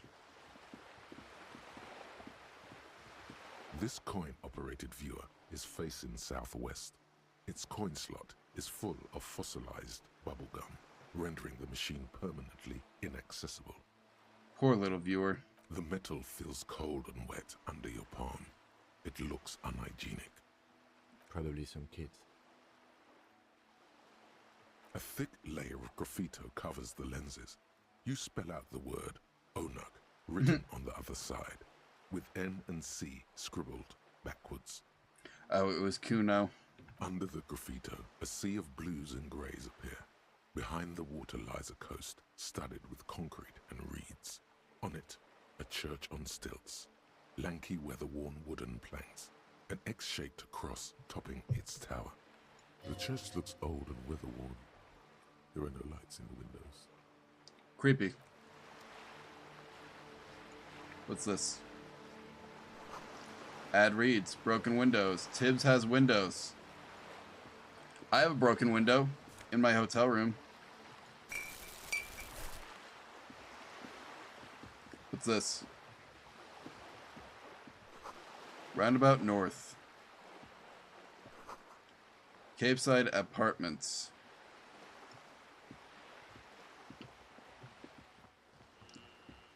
I can't rotate the camera in this, can I? It's just the one angle. Rose pistol, half-naked dame on its cover. Muscular man surrounded by flames. About pate.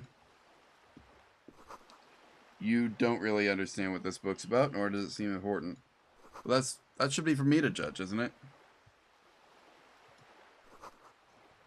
A book about the future. Let's talk to this kid.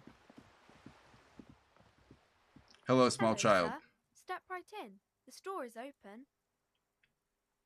I am the law. I know, sir. Are you interested in a new and exciting book?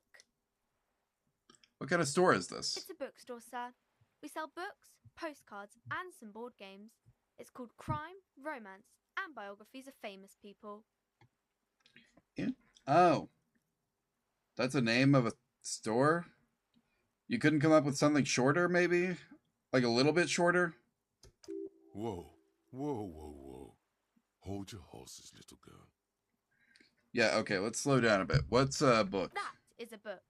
They have stories inside them. It's like someone told you a story in a really long letter. What's a postcard? A postcard is a small cardboard picture. You can write a few words on the other side and send it to your friend or beloved.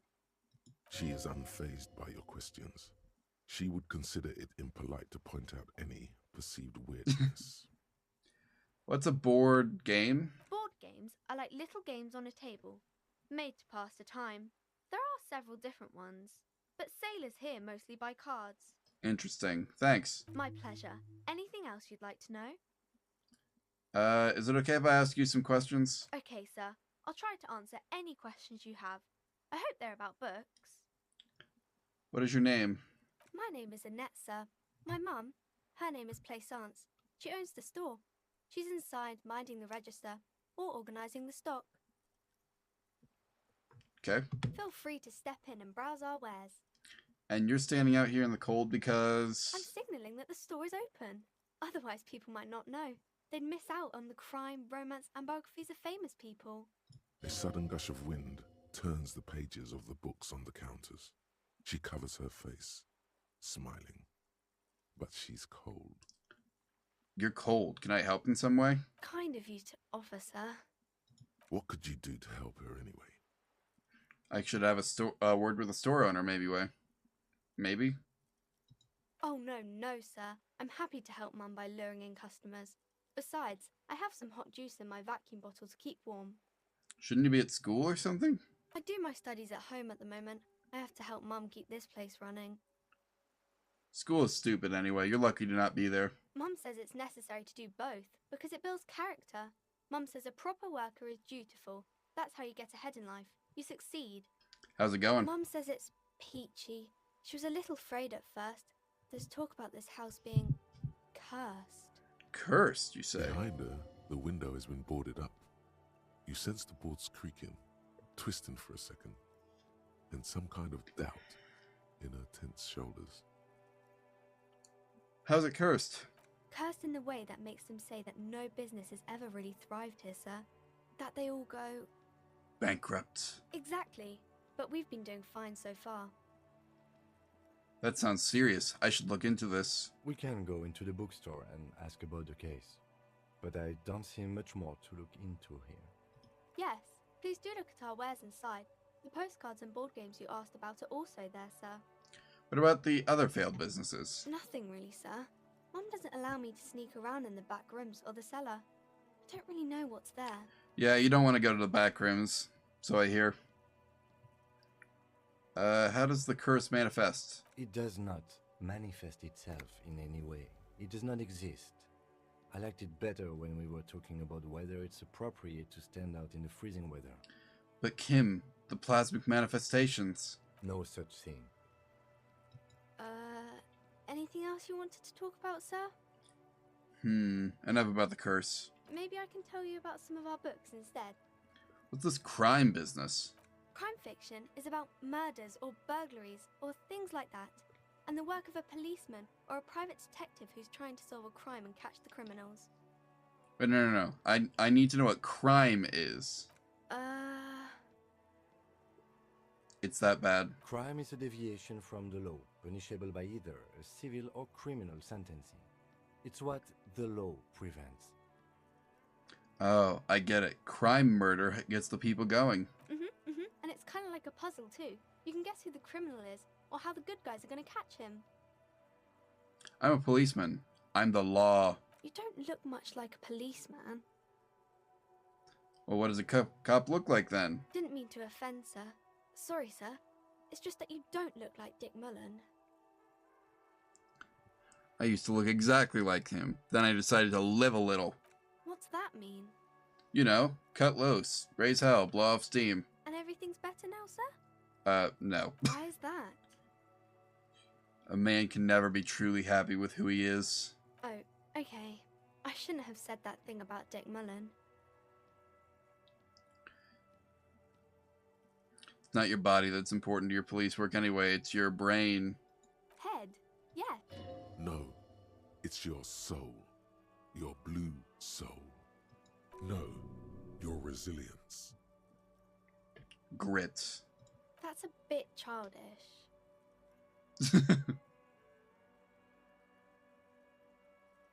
No, it's too much. I don't want to say that to a little girl. Say what, sir? Nothing. Forget it. Dick Mullen sucks is what I meant. Of course, sir. He's just a fictional character. He's no match for you. Maybe you can show me some real police work, sir. Like in the books. What is romance? It's the type of book where there's a rich lady and she has to choose between the good man and the bad man. Okay. Or there could be a story about a poor lady getting a rich man. It's about man and lady business, sir. What about a poor man getting a rich lady? It happens, but usually the guy gets rich in the process. Or should actually be rich himself, but has lost his family property unjustly, like during the revolution or something. I see. Those are unhappy books, for most of the pages. People sad about what they have lost, but then it all turns out just fine in the end. What about when both the men are bad? These are not very common. You can't have a choice between bad and bad. Nobody wants to read a story like that. What if it's written really well, though? Well, maybe then it's fine. Maybe if the lady then decides not to pick either, because she doesn't need a bad man. Yes, that would be interesting. What about when everyone's poor? That's really not a proper romance story. That's more like everyday life. Yeah, poor people are boring. I guess, yes. People in books are always very interesting, especially the romance people. What about a book where the man and lady business doesn't work out? I haven't read many of those. Maybe you should ask Mum. Yeah, you think she has one about an excruciatingly painful breakup? I don't think it's a romance story if the main characters break up, though. No, think about it. No, I don't know. Okay. You can take this. Blossom like a pain flower. Yeah, and then it drags on for years with no resolution in sight. The girl is at a loss for words. Each of you filling with resentment and bitterness for having ruined each other's lives. She shifts and sways on her feet, looking confused and uncomfortable. Stop. There's no need for this. It's in your power to change the subject. No, it's not. I'm sorry, sir. I don't know how to help you.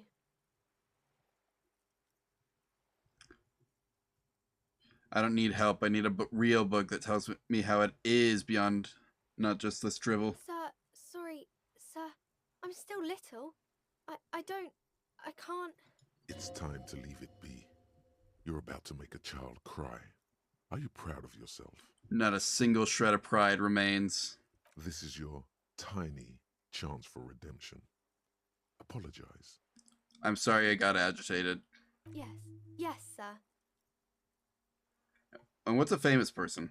Oh, kings and queens and generals of old, or artists and writers, or musicians, those kinds of people. There's usually something extraordinary about them. Like what? I think that's why people read them, to find the secrets of their fame. Can I become famous by reading their books then? don't know about that, but I imagine life is great when you're famous. Fame is for vain people. I already gave up being a superstar to become a cop. I have better things to do. Okay, sir. The girl keeps her hands folded, hidden. Why is that? Why do you keep your hands folded? What do you mean, sir? She knows where this is going. You can show them to me. She looks around anxiously. Her hands remain folded in front of her. She doesn't want to show them. The lieutenant stands by, looking at the two of you with little interest. A facade of true professionalism. He is far more intrigued by the situation than his poise reveals. It's okay. She brings out her reddened hands, her nails frayed, nearly chewed down to the flesh. You bite your nails. And you knew this from me keeping my hands folded? Oh, there were a few other hints. Well, that proves nothing. Anyone could do an easy deduction like that. Really? She actually is impressed. This is more like a defensive reflex. Want more? I bet I can figure out why you bite your nails. She nods, half provocative, half enthusiastic.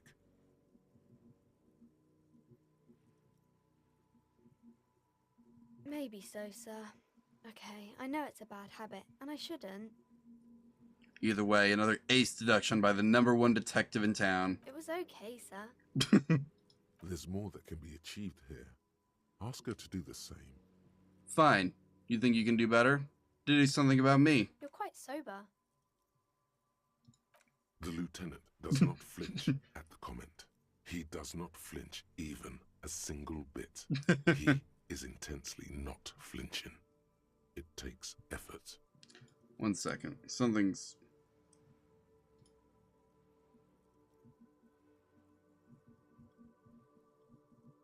How do I...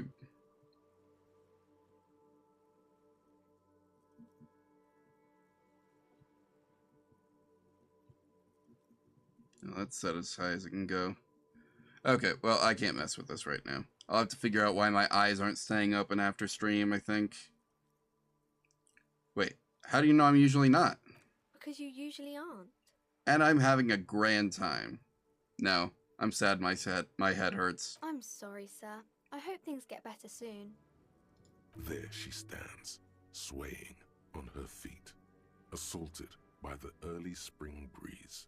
She smiles at you. The whole situation suddenly feels familiar, somehow. Because you know each other. She's been talking to you so openly because you've talked before. Wait, have we met before?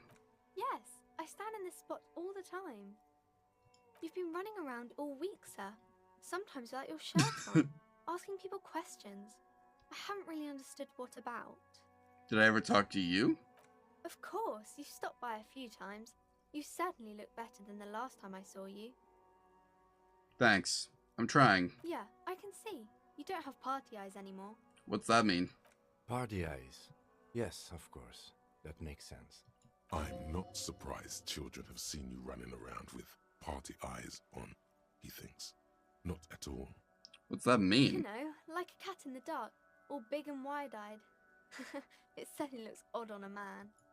The swiveling eyes of a loony drug addict. That is what she meant. You were probably gurning too. Oh. Fuck yeah. You should get some party eyes right now. Snap those sequins on you, boy. Does that mean I've been partaking in narcotics? Oh, baby. That's not what you have to worry about. Worry about the important thing. Thanks. I've learned something about myself today. I'm glad I could help you, sir.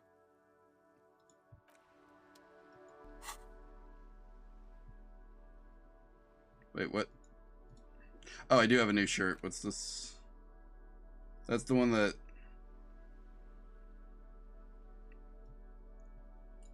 boosts me as a physical instrument. I'll take it.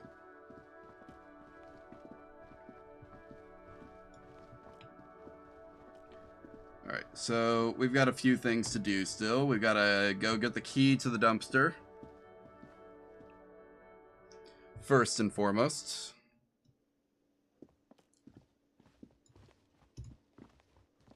Gart, I know you're so happy to see me. Just as happy as I am to see you. Can I help you? I've seen something here. Oh, by the way, I'm going to sing karaoke here. Absolutely out of the question. You wait and see, cafeteria manager. Yeah, try and stop me. Absolutely in the question. First we find a sad banger. Then we sing this place to shit. Yeah. You don't have a say in this. It's happening. I've seen something here at the Whirling, and I need to talk about it. What thing? I saw a sign that said the mess hall is reserved for the Union. Yes, not the whole damn Union, thank God. Just the nastiest and loudest faction. They come here in the evenings. Dumb, unruly types. Think they're big shit. But they're good customers. They place big orders and always pay on time. Interesting. He hates the Union, but grudgingly recognizes its power over him. So he's directing his frustration at you instead. Retaliate. It's a shame you gotta suck up to them to stay afloat. I don't. I'm simply providing a service, or really facilitating the offering of services to paying customers, and it doesn't matter. I don't have to explain myself to you. We should find out who this Lord faction is, occupying the booth. Loudness means talkative, and we need info. How would we find them? We don't. We have to wait. They'll show up sooner or later. Men get hungry, even striking men. If not today, then they'll be here tomorrow. Why can't I go in the kitchen? What are you, a cook now? That's none of your business. What if I am a cook? You're not. You're a menace. Fine, okay. The kitchen is closed until 1 p.m. because the real cook is working. You can snoop around after that, if you must. Alright. What? By the way, you should come back to this thing-based questionnaire if you see anything interesting in the Whirling later. Alright. Wait, I didn't get to ask about the keys. Wait, what did I get?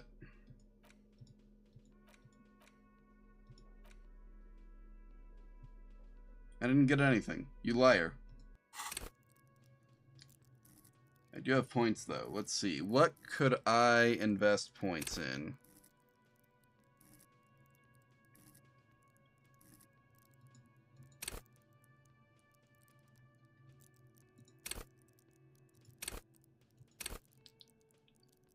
Or wait, are these hard limits?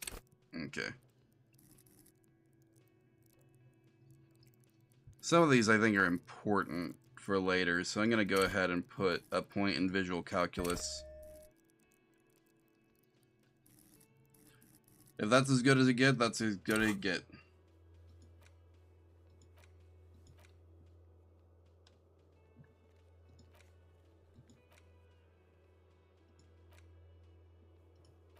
Wait.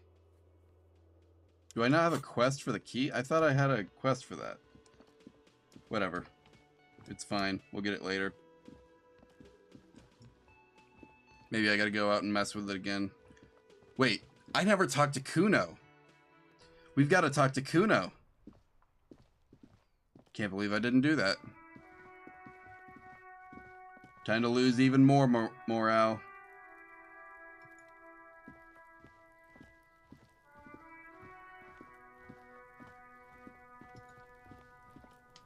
What's up, kid? Kuno's got this. Oh yeah, Nappa Gumpy, Kuno. Hey kid, a word. Police business. Right in the dick, Kuno. Get him right in the dick. Love it in the dick. Excuse me. The boy is sweating profusely. His eyes are like two black holes and his jaw is twitching as if trying to break free from the empire of his body.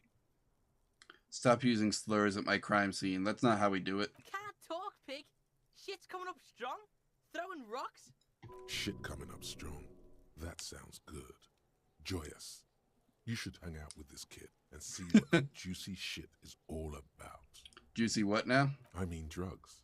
The kid's on drugs. Oh. Yeah, Kuno, ride the lightning, Kuno! Kuno's riding it, see? The rake, Kuno! You should throw the rake at him, Kuno! Kuno, please do not throw the rake at him. The fuck? Does Kuno know what a rake is? Kuno's not a gardener. What? How do you know a rake is a gardening tool? Goddamn right he's not a gardener. He's an athlete.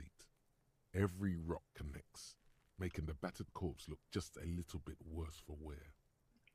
Kim, what should we do? We shouldn't do anything. I don't tempt such forces. You will see. Are you kids siblings? The fuck are you talking about? He's calling us Kuno! He says we're fucking each other! No, I didn't. I asked if you were related. You got a good hand, kid. What? You wanna fuck Kuno now? No. That's it? That's all you've got? No! Got your ass handed to you by the Kuno? Who's the man now, huh? Kuno's the man? You wouldn't believe the pussy Kuno tears up. Okay. What was that, Kuno? Nothing, see, nothing. Just slicing some bacon. Kid, you want to hang out? I'm not a narc. Fuck no! Kuno doesn't buy that shit. Fucking entrapment shit. Look, I've got questions for you. Wrong Can't one. you see I'm throwing rock? Alright, entertain the Kuno. Show me what you got. What you got there? What you got, huh? Show me what you got. Chill. First off, the body. What do you know about it? Shitload pig. What's your question? Don't tell the pig shit, Kuno! Kim, what do I do? If I were to want to waste my time, which I do not, I would ask... You have no idea what the usual is. I didn't mean Just to skip ask that. whatever comes to mind. Do you know who he was? Kuno's fuck gimp. Kuno uses the fuck gimp for target practice. End of conversation. Very strong. You should be this stoic. If you say so. Do you know how I got up there? Probably climbed. Kuno was busy down the road when that shit went down. So you didn't see this happening? You heard Kuno. Kuno wasn't even in Martinez. Kuno wasn't in Revachol. Kuno wasn't regional. Oh, where'd you go then? I don't know. Some fucking Mesk or I don't know. Some other place. Night City. Kuno was in fucking Night City. And where's this Night City at? Kuno gives this info out on a need-to-know basis, and you don't need to know. Kuno didn't smoke the gimp, if that's what you meant. Okay, I didn't think you killed him, but... Have you seen anyone suspicious around, other than yourself? Just a couple of pigs sniffing around in the dirt. That seems pretty fucking suspicious to Kuno. Oh. Yeah, you tell the faggoty, Kuno! More about this later. Right now, let's talk about something else. You're testing Kuno's patience here. Get lost, You guys often play in this yard? Right, pig. This is where Kuno plays with his little wooden choo-choo. What do you want with it? That ladder yours? No, it's not fucking Kuno's. It's ancient. Look at it. He thinks you're fucking fool, Kuno! He says you climb the ladder up to your magic treehouse. Get the fuck out of here, pig. Kuno doesn't have a magic treehouse. I literally didn't say any of this stuff. Dunno. Kiptas gardener used to work there. They used to work there? Yeah, that's what Kuno said. She couldn't handle the heat, so she took off. Kuno can take it. Shit's nothing to Kuno. Look it up in the library. Kuno's not a fucking dictionary. Fucking small brain. Kuno means the gardener, alright? Okay. You mean the woman by the whirling in rags? Look, Kuno doesn't explain shit. Kuno just says shit. I was wondering about the trash container. Don't be wondering about Kuno's shit, pig. I got a strong hunch there's something important in it. I must find it. Fuck does Kuno care about your hunch? That's your shit. You figured it out. I might have more questions later. For now, let's talk about something else. Yeah, whatever. Kuno doesn't give a shit. Who is Kuno? Kuno's Kuno, pig. Kuno. Primal. Violent. So you refer to yourself in the third person. The fuck are you calling Kuno's the fucking first person? If you say so. Slightly confused, but proud, he came up with that retort. But right as he's getting distracted, you hear a malevolent hiss from behind the fence. Watch out, Kuno! He's trying to fiddle you! He's gonna put his hands on you! Help! Pig's got Kuno! Help! Rape! Seriously? Help! He's got the Kuno, help! I'm just gonna leave. Yeah? Get out of here before the Kuno beats the shit out of you. Yeah, sure you will, kid. Yeah, that's right. Drag your fat ass out of here, fat boy, before Kuno fucks you. Okay, whatever. Don't listen. Just go.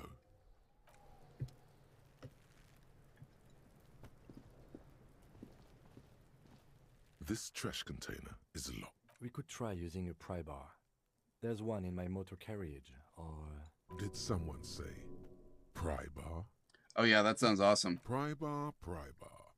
Your palms yearn its cold touch, to grasp it once more, as you've done so many times.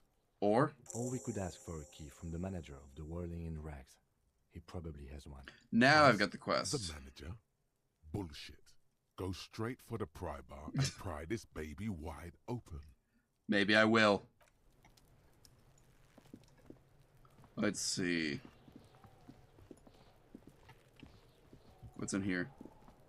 Any money? Oh, there actually is money. What do you know? We should inspect these while we're here, you know?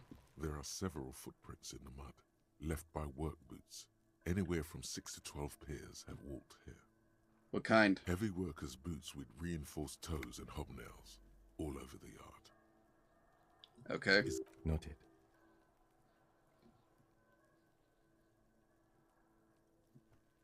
Lieutenant, workers, boot. Oh, okay. I must have accidentally clicked on that. What do you think you are?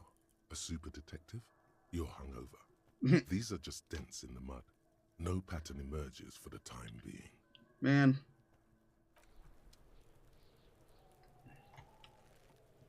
Well, I tried.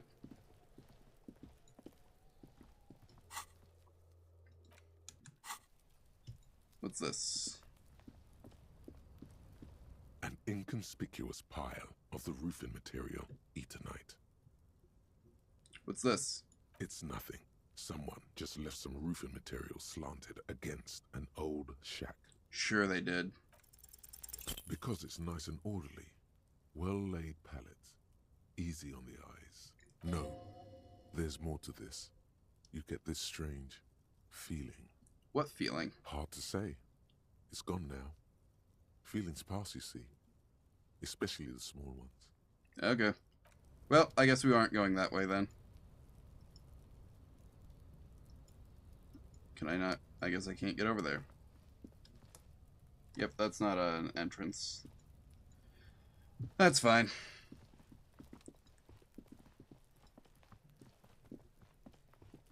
Let's get out of here.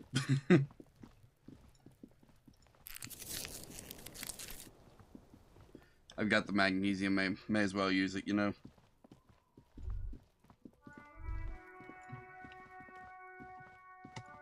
Wait, no, we're going to the carriage. The car. We've got a lot to do with the car anyway. Gotta get the pry bar first and foremost. Before you stands a motor carriage. The bodywork is covered in blue and white livery, bearing the number 57. Vapor emanates from the large engine on the back of the vehicle. It hasn't had time to cool off yet. Cool. In the cabin, you are welcomed by a set of steering levers, a radio microphone on a hook, a pull-out toolbox under the seat, and the soft glow of the fuel preheater gauge. Okay. What's in the toolbox? A metallic drawer slides out from under the seat and clicks into place. The tools inside are neatly organized. Take what you need, officer. It's going to be a long case. I'm not protective of my tools, like some men are. Okay. He's clearly That'll be helpful. a little protective of his tools. But what can you do? Work is work. We need that pry bar. The pry bar feels nice and cold in your hand. Heavier than you'd think. Cold and heavy. Like truth. You feel like you're reunited with truth once more. I do like the truth. Useful for opening all sorts of doors and lids. Okay, what about the chain cutters? The handles are long and sleek. Snap, snap, go the cutters in your hand. And what about the flashlight? It's robust, weatherproof, and well made. Police issue, blue. Lets you see things in the dark you would otherwise miss. Alright, well, I think that's all I need. The pull-out toolbox slides back into its nest. Preheater gauge casts a warm glow on the steering levers and the radio on its hook. The white suede feels luxurious under the touch, and the metal clutch handle so very familiar in your palm.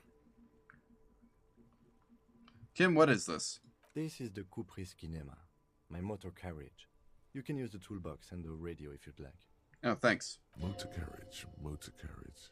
Something bad with a motor carriage. A dark lump rises in your throat. Okay, but what is a motor carriage? A motorized vehicle, officer. I'm sure you are familiar with the concept. We've had these for nearly a century. Do all policemen in the RCM have such cool motor carriages?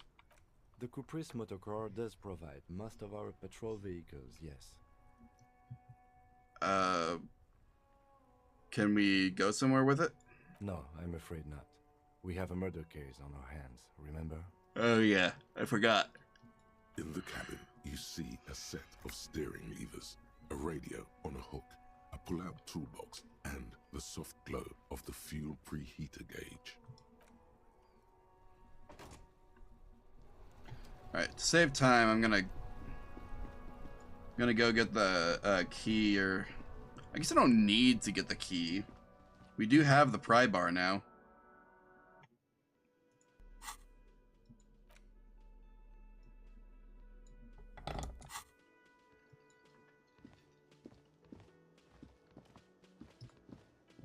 Whatever, let's go get the key. No need to make him even more angry at us. Sigh. Can I help you? Mine? No, it belongs to the Whirling in Rags. Okay, but do you have the key? Thank you for clearing that up. Why do you keep the container locked? Probably because of Kuno. Why? To keep the hobos and drunks out. That's why. And the neighbors too. They put their trash there and they don't pay for the garbage company. I thought as much. And are you the only party with access to the trash container? Well, yes. Us and the garbage disposal company. It seems a little callous, doesn't it? Something stirs in you. I wonder what that is. Prod at him and find out. What if I told you I'm a hobo? Or soon to be one, rummaging through that trash? Will you keep me out too? Yes. But I need those leftovers to survive. Sir, I'm sorry the RCM is having financial trouble, but it's not this establishment's problem. Doesn't seem callous to you. Callous? What are you, Kras Mazov? Almost all establishments in Revachol keep their trash locked. The Whirling in Rags is not special in that regard. Alright, whatever. We need the keys. What do you need them for? To get in... the case. Please cooperate. Just bring them back once you're done, please. Alright. Goodbye. Hey. Psst. Me? Yes, you. Word on the street is you're ready to start building communism again. How come there's word on the street about this? You keep saying things like, down with the bourgeoisie, eat the rich, sodomize the landowners, impale all people who have more than 25 real in their pockets, literally murder all human beings regardless of their political beliefs. That kind of stuff. I don't think I've actually said anything like that. I've said some mildly left-wing things, but none of those. Oh yes, the mask of ambivalence. Don't deny it. You're about to rip it off and reveal the monstrous seven-eyed lamb of global communism that would devour and masticate mankind. I mean, if you say so. Everyone can see that. So tell me, do you have any questions before we fire up the big communism builder? Or do we get right down to it? Wait, what is communism even about? Failure. It's about failure. Failure? Yes, abject failure. Total, irreversible defeat on all fronts. Absolutely vanquished, beaten, curb-stomped and pissed on. Until you came along. You will reverse the fortune of the workers of the world. Man, I can't believe I'm getting the communism internalization right here at the very start of the game. This rules. You alone, against every living thing, against every human alive. 800 trillion real in the hands of an impossibly well-organized ruling class. Towering city blocks of bankmen who have the ears of prime ministers. Million-headed armies of nations and the love of your own mother. How do you know? Do you know my mother? Can you tell me about her? You against the atom, the charm and the spin, where the whole world failed. Matter failed to bend to human will. Human will failed to get out of bed and tie its laces. You alone, single-handedly, will rebuild the dreams of the working class. You are the last communist. The last one? Are we Now sure? Get to work, comrade. Oh yeah, get the firing squads and the animal wagons ready. Wait, you didn't say anything about firing squads. Too late to back out now. You can't make an omelette without breaking a few million eggs. Okay.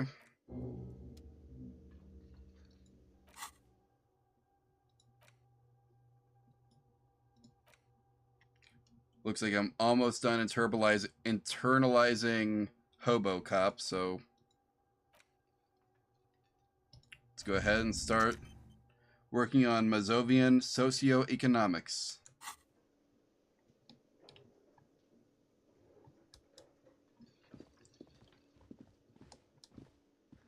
Hey, how funny would it be if I just used the pry bar to open the thing anyway, even though I just got the key?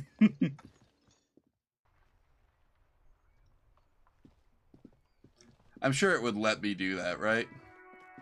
I'm gonna have the option. One in chat if I should pry it open even though I have the key.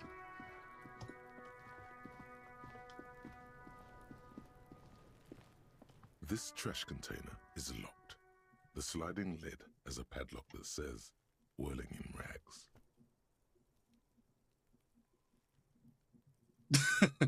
Okay. It looks like I can fail this, so we may have to use the key anyway, but... Force time isn't happening.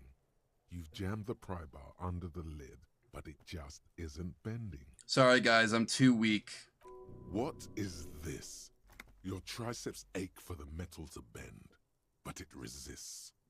This calls for a potent curse to help break its resistance. The quality of metal is not the problem. From what I see, it's sturdy enough. He's enjoying your little failure. He finds it amusing. He's reveling in sweaty rage on your face. There's a creaking sound as the pry bar slips under the lid. You hang from it like a moron, huffing and puffing. Clearly the technique is wrong, but nothing else comes to mind. Well, I can't pry it open. Sorry guys, I'm gonna have to use the key. The strange thing is we don't have to. We have the key, remember? The manager gave you the key. But I wanted to use the pry bar. I feel like I'm losing out on something by not using the pry bar. You are. The pry bar is quite satisfying and handy. But you are just not good enough at prying. We should get the keys. Okay. With a well-oiled crack, the lock pops open. It should now be possible to simply raise the lid. Don't. Maybe you shouldn't. Maybe you shouldn't. Of course you should.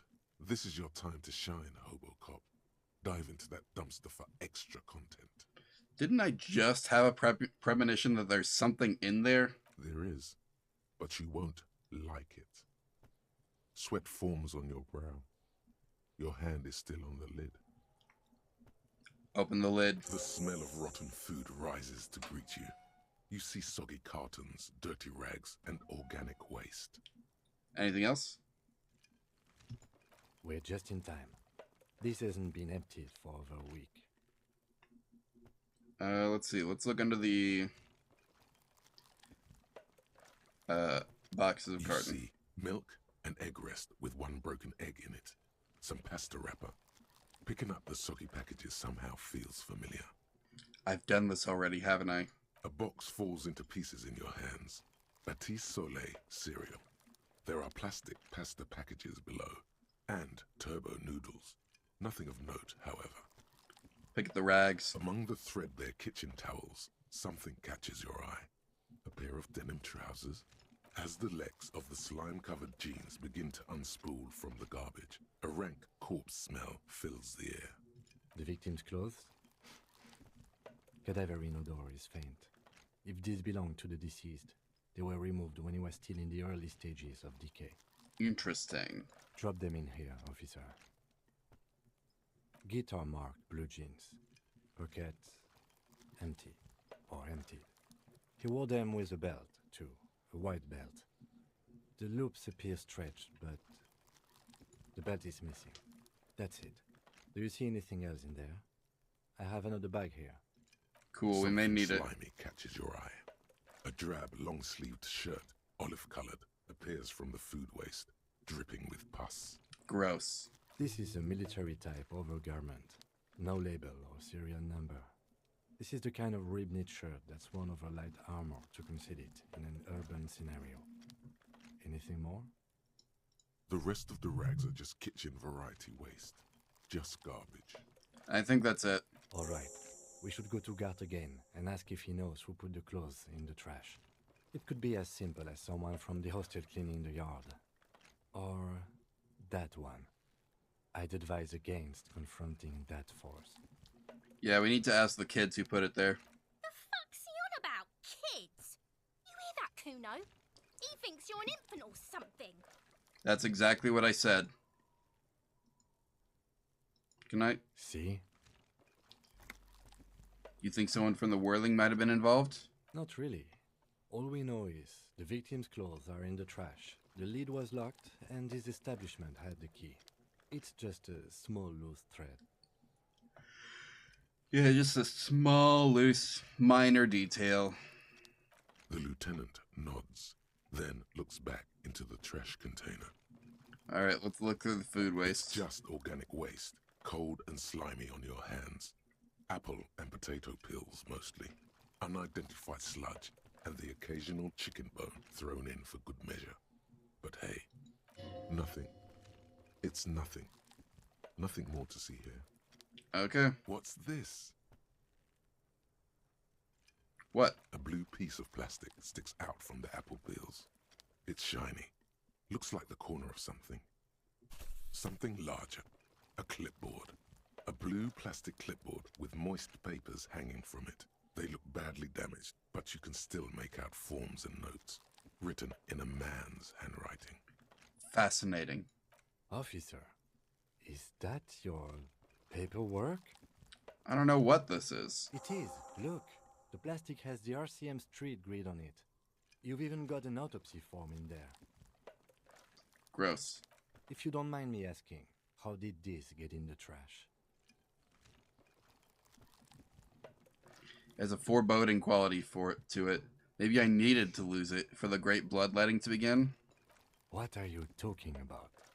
I speaketh the tongue. Doeth thou also thorough inventories?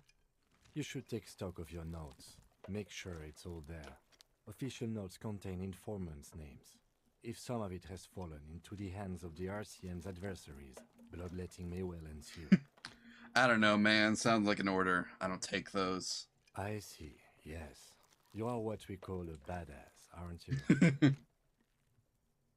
Tell me, seeth your badass more in there, or are we done here? Ah, yes, and it would also be appropriate to start taking notes on the case. It's what cops do. If you say so. Some items, such as the ledger you found, are interactable. Go to your inventory and select the Interact tab to read your paperwork. All right. Time to do hobo cop work for extra content. Wow. An Armistice caliber 50 knock cannon. Half wrapped in paper tissues. So shiny. What's a knock cannon? It's a giant rifle, and it's very expensive. Not as expensive as that fat string of pearls snaking around the rotten banana peels, however.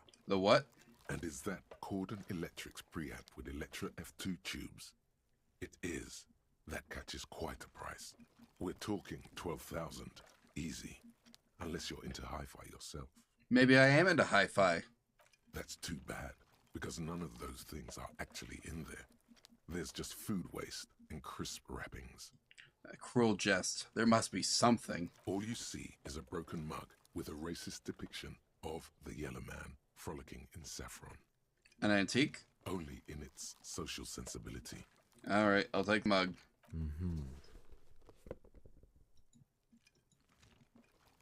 You've acquired an interactable item. Investigate this item further by going to the Interact tab in your inventory. The container sounds a muffled gong. Okay. That's one thing off the list. I think...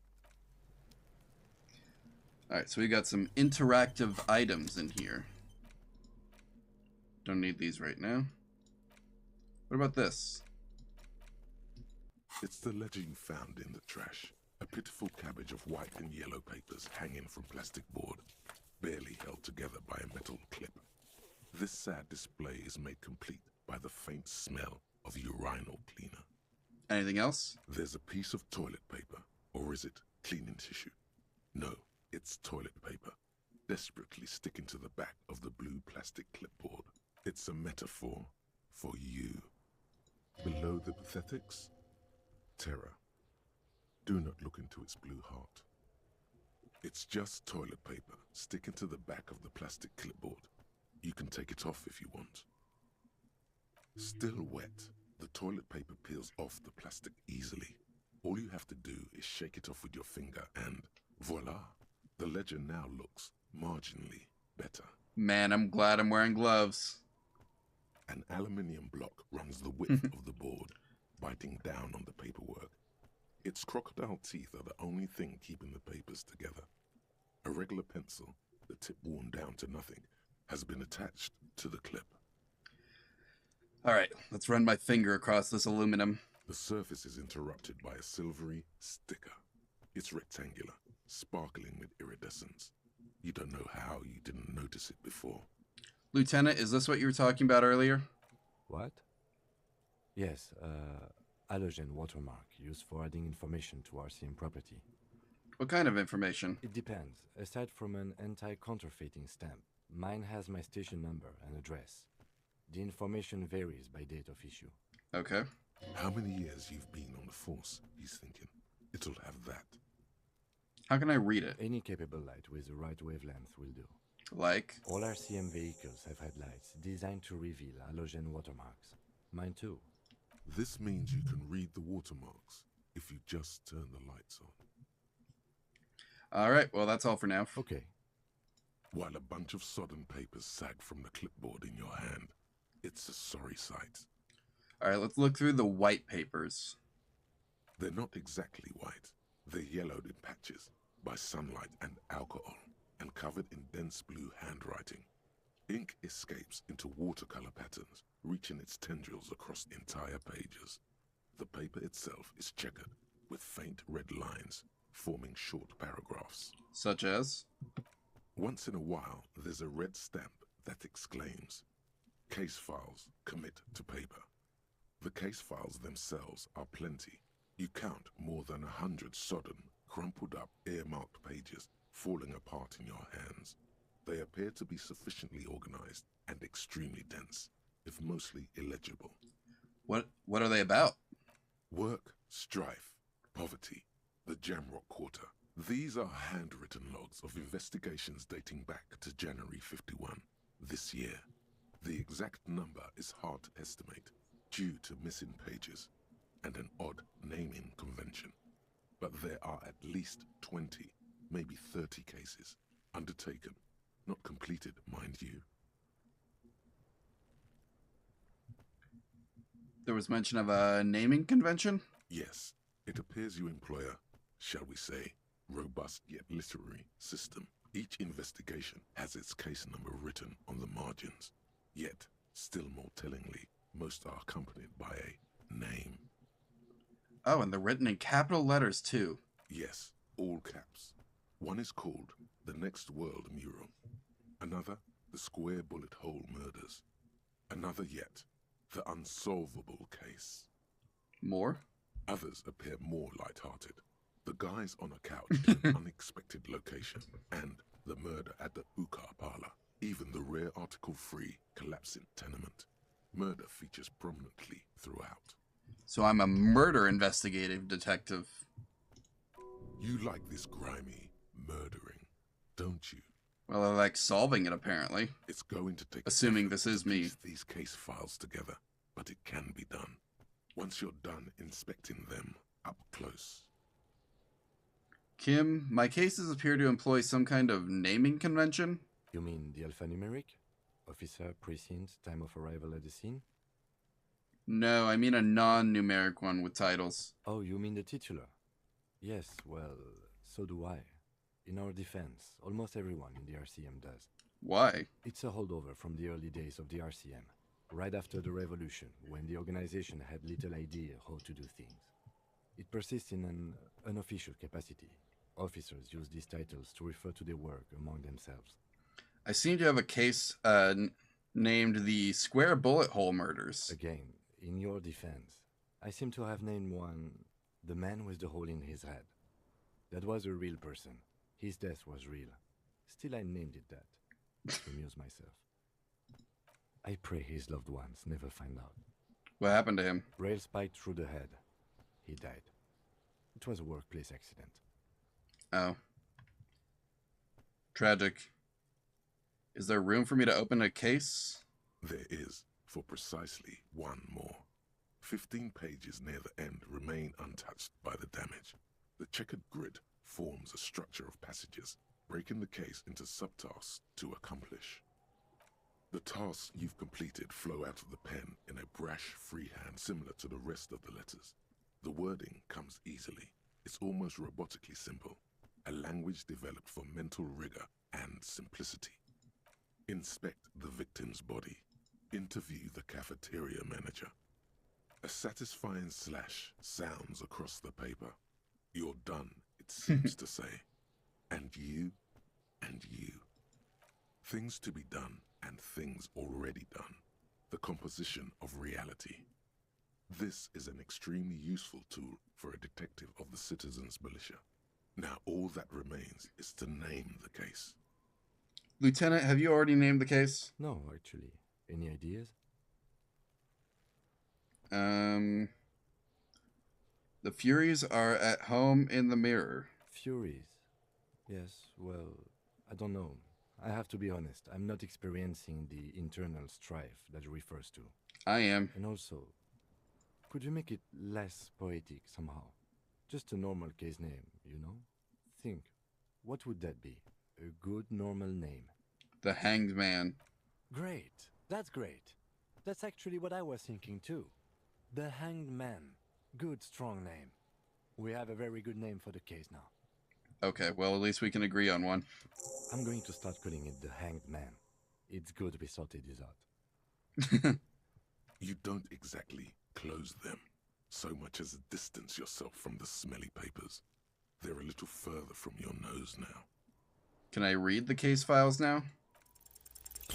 It's proving to be harder than expected. You just don't have the intellectual rigor to patch the quilt back together. Try again later. All right.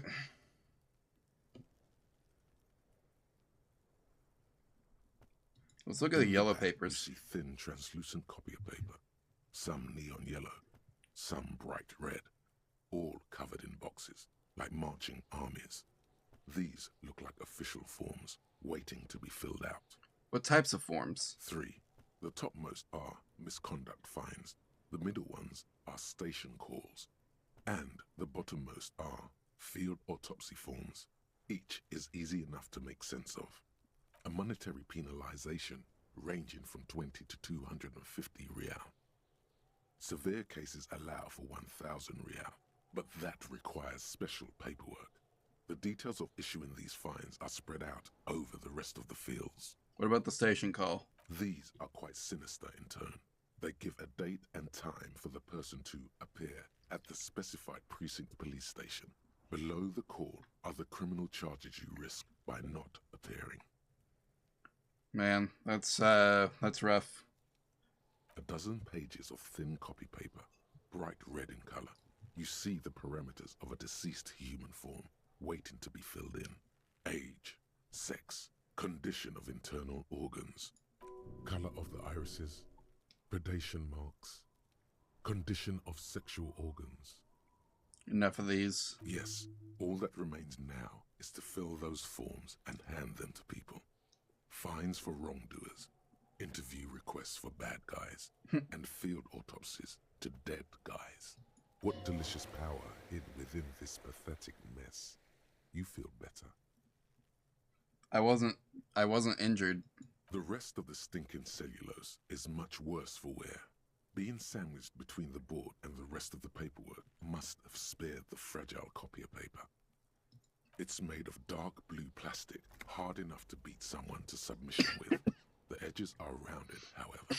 The U4 size board feels thick and heavy in your hand. Light shimmers on its wet surface. On the back you see the embossed letters, RCM. U4 sized pages hang from the... Alright, that's enough of that for now. Let's look at this racist mug. It's just a racist mug. What's there to read here? Not much. There's actually a lot to read into. Look at all that content. Oh boy, here we go. What are you going to say about a broken, tossed away mug that you dug out of the garbage? I'm going to push this in the face of every merchant I find and tell them, this is your inane ideology. So again, you dug it out of the trash. Why?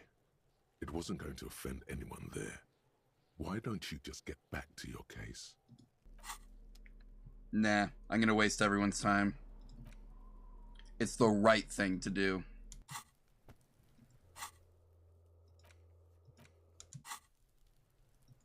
Hey kid, you know who put the clothes in the trash?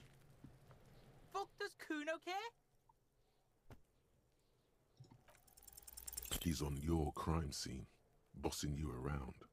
And he's been here for some time too. This is where he hangs out. You have to get more out of him. He could be useful. Get your snout out of Kuno's ass. Kuno knows how hard Kuno pushes it. Kuno pushes it hard level. You should give up, Popo, or the Kun will keep fucking it out of you. You okay, Kuno? That went wrong. He took it as a compliment. Then he had a minor seizure.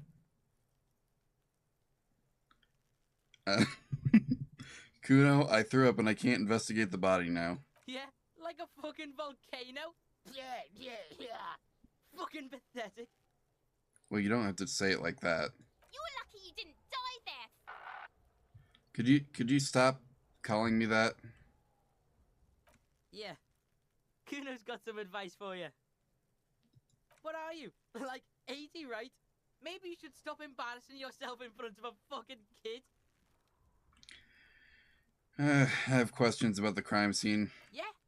The kingdom of Kuno? The fuck do you want with it? Yeah, Kuno doesn't know shit about that. That shit is beneath Kuno. Right. Shoot that shit at Kuno, dumpster diver. That's just some shit roofing gimps left behind, lazy dinks. Oh, There okay. it is. That strange feeling again.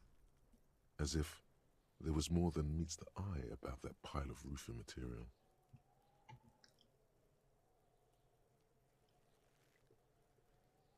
Were they left-handed? The fuck are you talking about? Kuno doesn't know what handed gimps they wear. Oh, okay. Trying to get you to talk gimp, Kuno. Don't talk. Don't. You can't hide it. I see without vision with my inner eye. Inner eye? Fuck are you talking about? Ask me a normal question, pig. They're trying to make you feel stupid, Kuno. You glance again at the roofing material in front of the shack. Yes, you should go back there. I might have more questions later. Yeah, whatever. Kuno doesn't give a shit. Kuno doesn't fucking care. All right. Yeah, I get it. Hobo cop. That's me. I'm the hobo cop. Technically, you wouldn't be a cop anymore, but a hobo.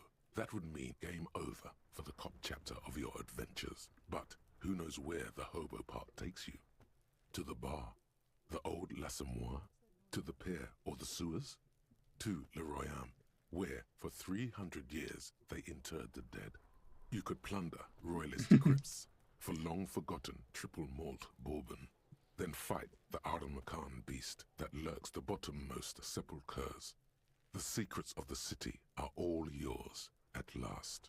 Awesome. I love owning all the secrets of the city. That's what I'm here for.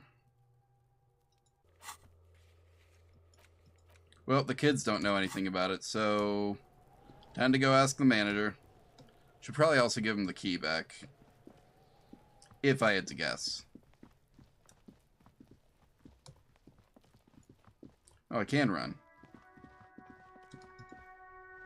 Is that not available to me if I guess not.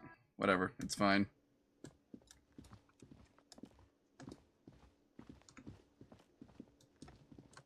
Hey. Can I help you? Here's your trash container key. Thanks. I hope you found what you were looking for. I found the victim's clothes, actually. How strange. I certainly didn't put them there. Maybe you don't remember putting them there. Maybe you were sleepwalking or in a fugue state. I think fugue states are more your forte, officer. Yeah, fair enough. Maybe you don't remember putting... Oh, no, that's the same thing again. Could someone else from the staff put them there? Sylvie had the keys before I got here, and I can vouch for her. I can vouch for all my staff. None of us would tamper with the crime scene. Did someone else have access to the keys then? The trash collection service? CS Municipal. I don't see why they would put anything in the trash, though. Ah, the elusive CS Municipal. I doubt we'll be able to track down who was sent here last and when. This will have to be one of those little threats that solves itself down the road. If you say so. On Clinton Street, near the Boogie Street Diamond, a small truck rattles down an alleyway. It stops by a rusted trash container. Two men, their faces rough and swollen, jump out. They look at the container despondently. CSM is written on their backs. Thank you anyway. Let's talk about something else. Apparently I saw another thing. Great. I love those. I lied. There's nothing else. Goodbye. I don't have your money yet. Okay, so I can try the roofing again. Oh, I can try the broken window again. Let's go do that.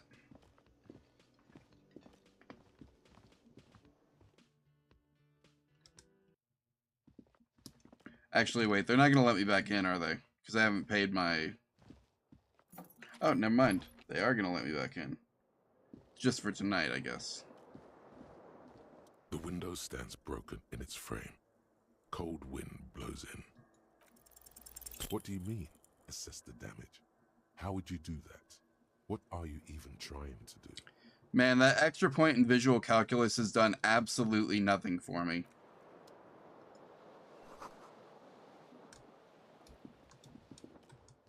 I'm guessing I can't, A mirror hangs on the bathroom wall. In it, your face, adorned with the expression. Wait.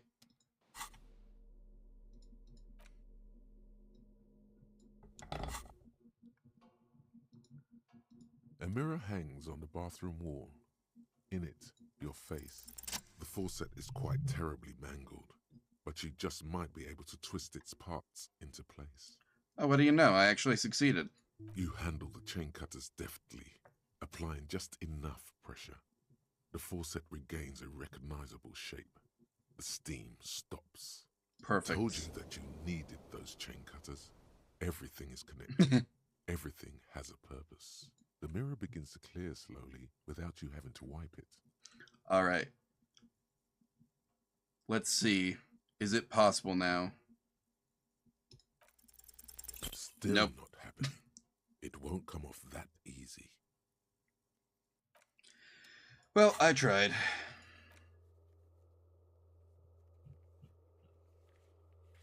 Let's see. So I can try the Pile of Eternite again. The Horseback Monument. Kim also tries not to look at the pile of taped viscera on the carpet, or the weird suitcase on the hat rack, or the potted plant dying in the corner. But it's all just too morbid to ignore. I did it my way. I can see that.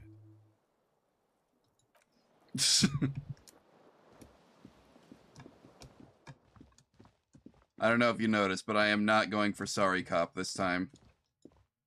I was very apologetic to everyone my first time around, and the game just made fun of me for it. Oh, hey, kitchen's open. We should go talk to the chef. Just in case it becomes important, you know?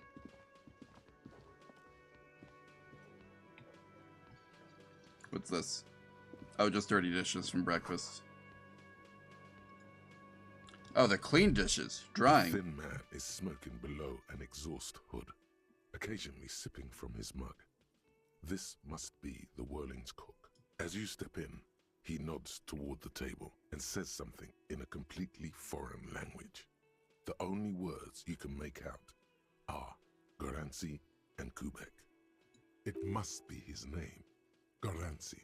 Garancy Quebec. Sounds representative. Mr. Quebec, I'm here on official police business. The man puts his cup down and replies something, his left hand drawing arcs in the air. You got some impressive pots there. He smiles and bangs his ladle against each of his pots in turn. I don't need anything else. Stay masculine, man. What a weird thing to say to someone. Man, I'm still so far away from paying off my damages. You see a heavy steel door with a prominent dimple lock. It's painted blue. You immediately feel drawn to the color. Blue is for mystery. The door does not budge. The cobalt blue surface feels rough to touch. The stainless steel door is flush with its frame on every side. I wonder where this door leads, Pete. You do? It's a door in the back of the kitchen. Why do you care where it leads? I'm drawn to its cobalt blue. It is quite pretty. I suppose we could look into it as a side investigation. The door and the main investigation will merge into a stereo investigation. You'll see. If you say so. Gart is the person to ask about this. The cafeteria manager. Let's ask him then.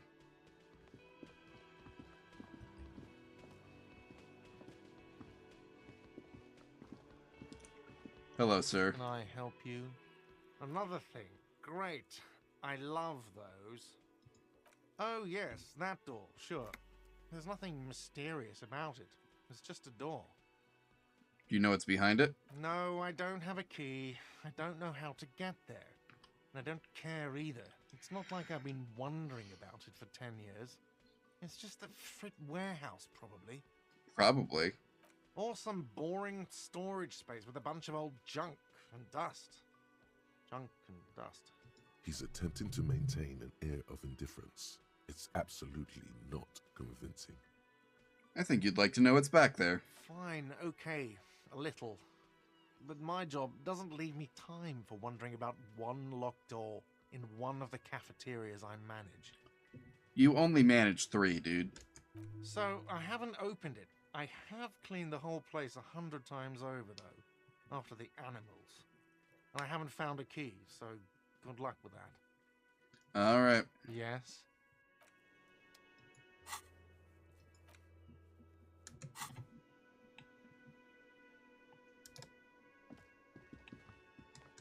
Oops. All right, let's get out of here. Now we should probably head back to the car, because we got a lot of work to do with the car now. Well, a lot more work. Inside, you see a set of steering levers, a radio microphone, a pull-out toolbox, and the soft glow of the fuel preheater gauge. Kim, how do I turn on the headlights? All right. Ready? I turn, you press start. It's next to the preheater. He's downplaying his excitement. The lieutenant is more than happy to show off his precious carriage. Let's give him the chance. The dashboard lights up with orange glow. The rounds per minute gauge jumps, and the engine of the Caprice Canadian comes to life with a whiny growl. That was incredibly loud. The lights unfold with a little click, casting electrical light onto the ground before the vehicle. There you go. I'll turn them off from the remote once you're done.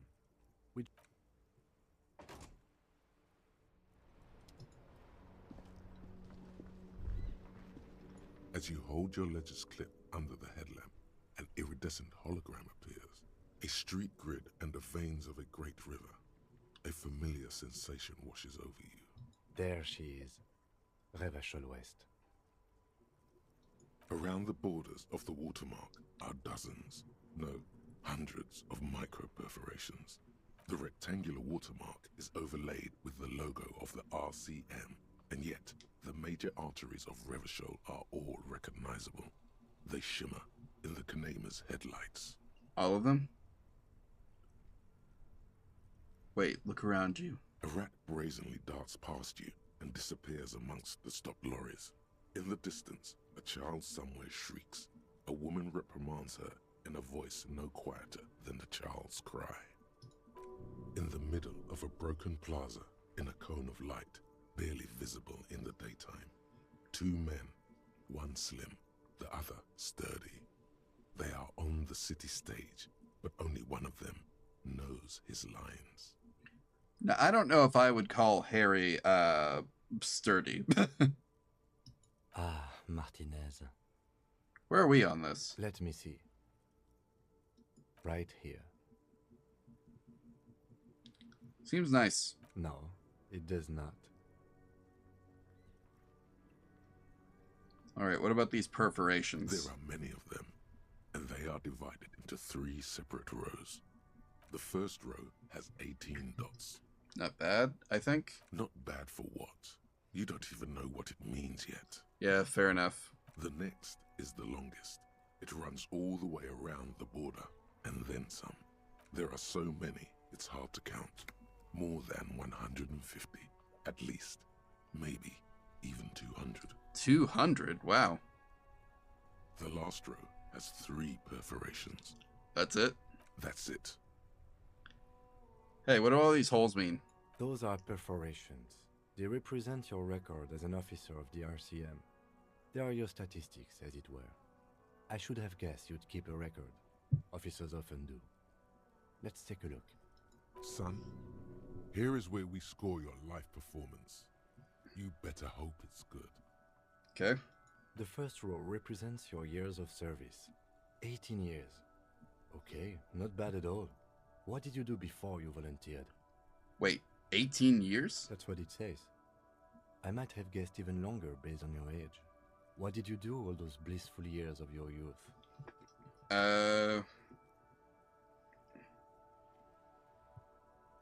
Let's see.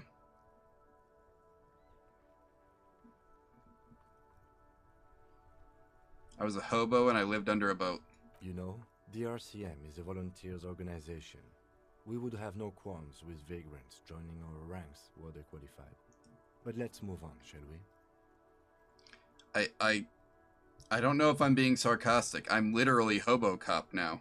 This next row, the one that wraps all the way around, is your number of closed cases. Closed is good. It means finished. You've got, let's see. Wow, more than 200. Is that a lot? It's quite a lot, even for someone who's been on the force for nearly 2 decades.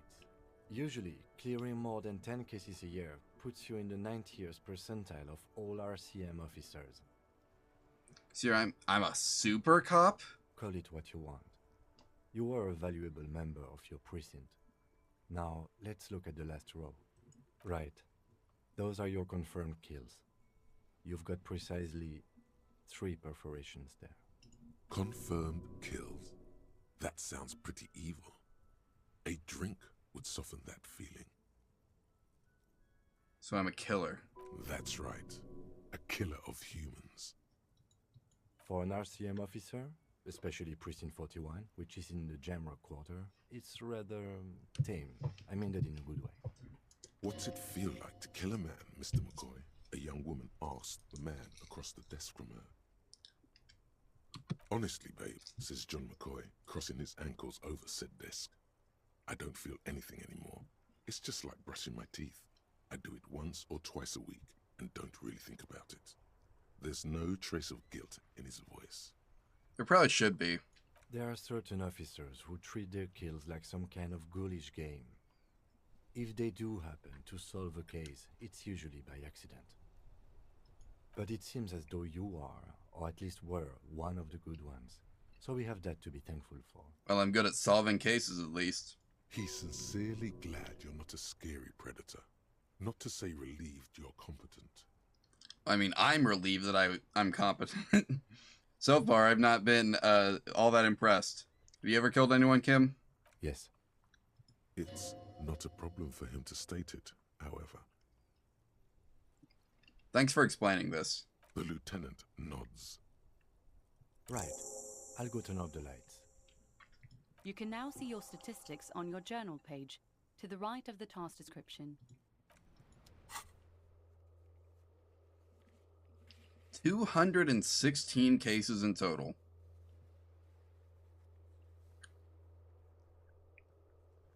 I really need to unlock Superstar Cop, I think.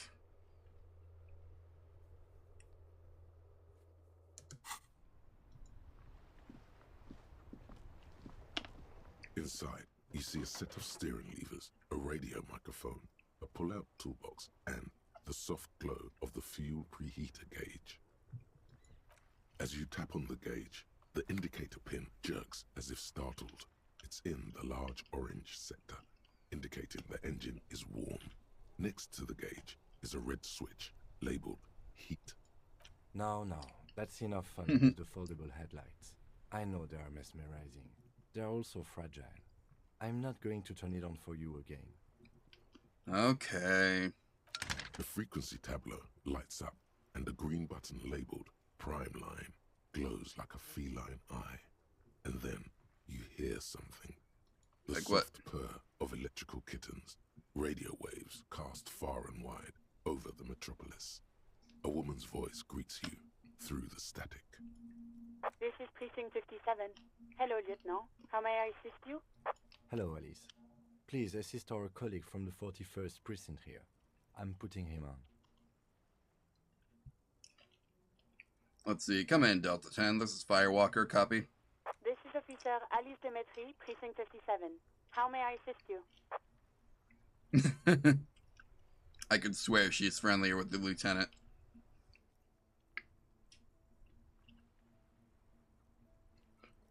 Could you connect me with a civilian named Sylvie? She may have reported a murder. Of course. What is her number, officer? Kim, you have that, right? Yes, hold on. Her number is 005 1944 298. Received. Hold on, officer. Thank you.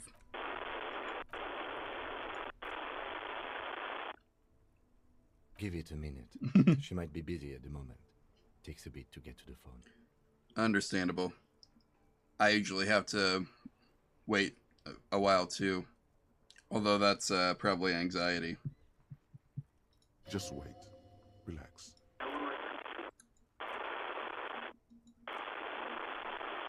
Officer, I have Sylvie Malaika on the line for you. Thank you. Yes, hello? Sylvie, I believe we've met before. This is me, a detective from the Whirling in Rags. Oh, right.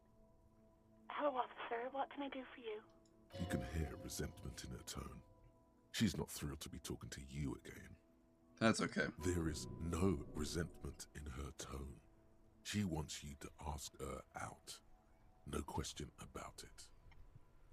That's a success?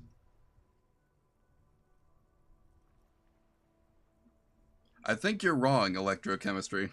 Why'd you quit your job at the Whirling? You mean, why did I leave the bar? Honestly, I'm not really comfortable discussing it with you, sir. Wait, why not? Let's just say I left because I needed to get away from someone. From who? Maybe I could help. I'm a police officer. You know whom? You think you hear a sliver of accusation in her words. Don't be paranoid.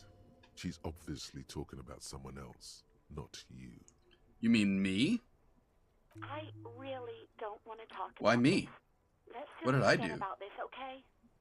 All right. Maybe, I don't know. I just know I have to take some time off right now. Was it you who called the police? Did I really stress her out that much over 3 days? Man, Harry must suck. Was it you who called the police? No, not me. But why not? What? Of course it bothered me. But I thought the union already knew about the court. I meant us. You should have called the police. No one calls the police. The union would get angry. What do you mean? You know, what the union says goes. People listen to them and they take care of their own, which is like everyone here. Garbage. Is the union the law around here, Kim? Legally, no. In reality, yes. Martinez is de facto policed by the dock workers' union. De facto? Words are not necessary to feel the lieutenant's discontent for the situation. Looks like there's a limit to my authority then. Mm-hmm.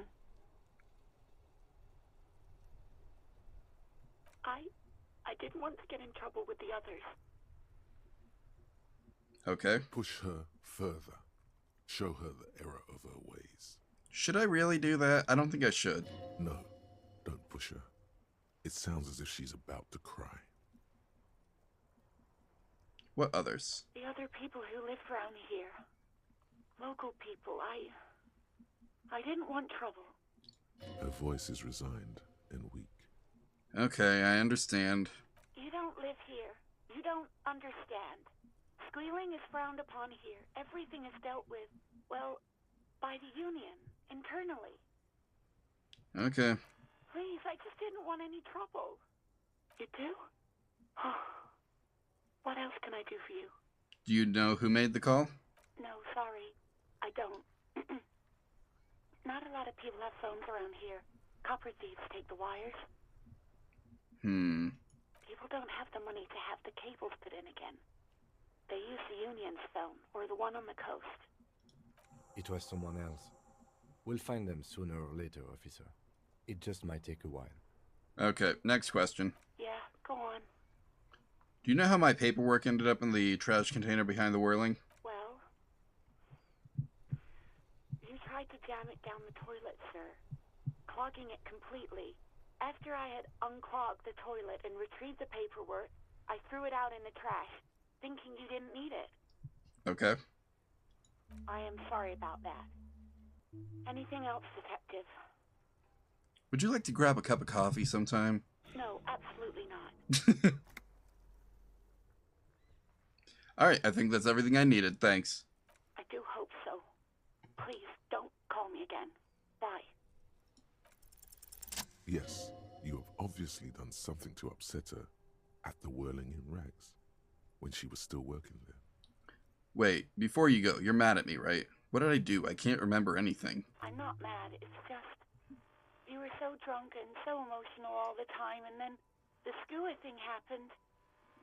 It just made me want to quit. What's the skua thing? The stuffed bird. The great skua. You threw it against the wall while screaming, "Fuck that bird," and laughing like a maniac.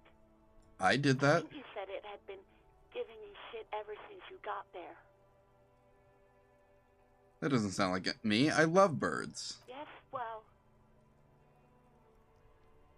So I made you want to quit? yes, obviously.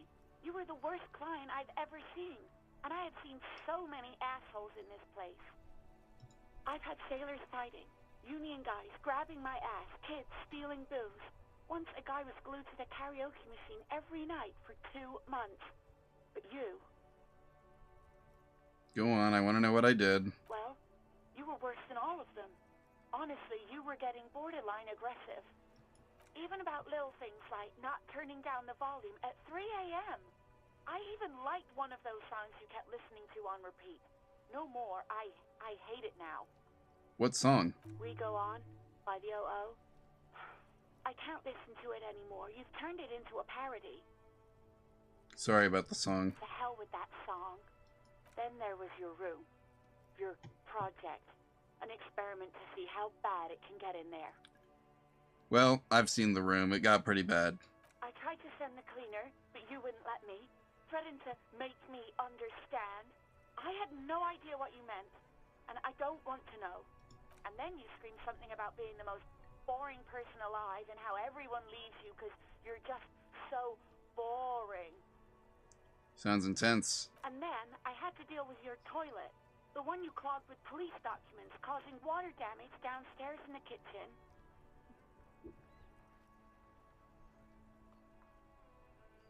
I won't even mention you waving your gun around, harassing customers, threatening to sing karaoke, threatening to kill yourself. Okay, I clearly wasn't a very good tenant. No, you really weren't. You were simply the worst. I am truly sorry for all of that. God, I knew I shouldn't have brought it up. Just try not to call me again, and let's pretend it never happened. All sorts of things. From disco, rock too. So much disco and rock. Which one would that be? Sad? I think the one you mean is the smallest church in Saint-Saëns. Butchered that right up. Interesting. You still have to find it, however. Thank you for talking with me. You hear a sigh of relief on the other end of the radio. Wordless, the call breaks. Then, the already familiar voice. Anything else I can help you with, officer? Yeah, could you connect me to the 41st? Just a second, officer. Thank you. 10-2, 10-5. This is 41st. Come in. Over. Hello? A scrawny old man sits in a dusty cubicle, smoking, with a large white rectangle sewn on his vest. In front of him is a box-shaped apparatus with an array of wires and antennas. The radio switchboard. Hi, it's me. I work at your station. 10-4, what's your status? Over. It's, not good? 10-18, 10-20, over. Please talk human to me. These numbers mean nothing to me. State your message, sir. Over. I need to report my badge missing. 10-9, repeat message. Over. I can't find my badge. 10-4, message received. This is a very serious situation. I need to 10-22 the captain. Over. I don't know what that means either. 10-22, the captain. This sounds bad. Bad and scary. Like being called to the headmaster's office in school. Like I know what that's like. Is it him? What does he want? Says he lost his badge and needs to report it. He what? He lost his badge? Hey, who's this? This is Communication Officer Jules Pidieux, sir. No, I mean the other guy. You mean your partner? Over.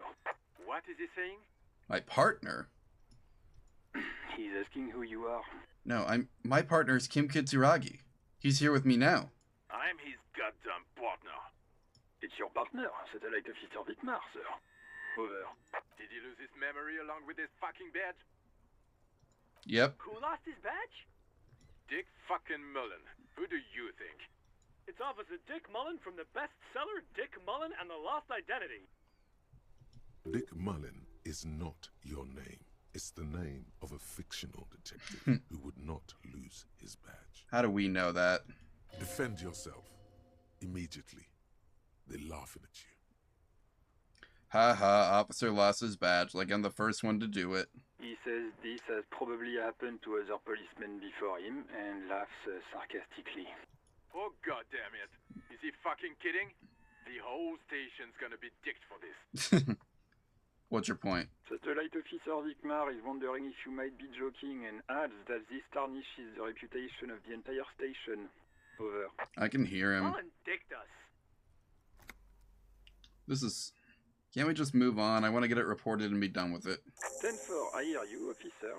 I'm just going to make a note here that you are in pursuit of your misplaced badge. Over. Fuck me. Mac, come here. You've got to hear this. Dick Mullen lost his badge. What's going on? Super Cop here lost his badge. He lost his what now? They are. Badge. He lost his goddamn fucking badge. Can we all just stop saying that? He asks you to please stop saying he lost his badge. Why? Did he find it? Sergeant Orson was wondering if you found your badge yet. Over. No. You don't have a comeback. Sorry. It's hard to think like this. He's not replying. Looks like he's still looking for it. Enough. I have other things to discuss. 10-9, come again. I didn't get that. Oh. New heights even for Captain Sober. Ask him. Ask him if he's lost his gun, too. Sergeant Orson wants to know if you lost your gun too. Over. Check your pockets. Check your... Holy fuck. You don't know where it is, do you? Oh, it's not there. Okay, it's gone. Your gun is most definitely gone. Don't sweat it, Bratan. You don't need a gun to have fun. We can still have fun. It's not all over. It sounds pretty over. 10-9, come in, officer. Did you get my question? We were wondering about your gun. Over. Even before you can get the words out, everything gets scrambled in your brain. He says he didn't lose his gun. Or his fun, whatever that means. Ask him to describe it. His gun. Not his fun. Just the gun will do. Satellite Officer McLean requests a description of your weapon. Over. The fuck do you need a gun for? Look at the pythons on your arms. You are a gun. The biggest one in the world. Oh, request a description, huh? We'll give him one. Describe the plasma gun. It's a single-shot kill A9. An armistice, to be precise. Says it's a kill 9mm armistice. Armistice? What, is he a fucking... Clearly he doesn't have his Villiers anymore. Dear God, he lost his gun. Oh my, I can't. Apparently this is also a big deal. This isn't really a laughing matter. Mac can face a giant of Coco Nur by himself. But Disco here made him piss his pants. Oh, I can't. Fuck. He lost his... Ask him if he's still got his wiener. I'm not going to. Ask him. Sergeant Orson here is wondering if you are still in possession of your genitalia. Over. Now is a good time to say fuck and ass and so on. That'll make this all right. That's a negative. Not going to say that. Over. What's he saying? Share with the class. He said he sodomized your mother. The prick ate Mama's vanilla waffles at the captain's birthday party. Some nerve he's got. Sure her vanilla waffles were the only thing he ate? Shut up, Chester. This isn't funny. This is my mom we're talking about. Tell him to apologize right now. Sergeant Orson requests that you apologize for the claims that you made about his mother. Over. He says he's sorry and didn't mean nothing by it. Okay. Tell him to find his goddamn badge and gun. That's the only thing that matters here. Sounds like this guy has, like, no patience for me. Satellite Officer 10-4, affirmative.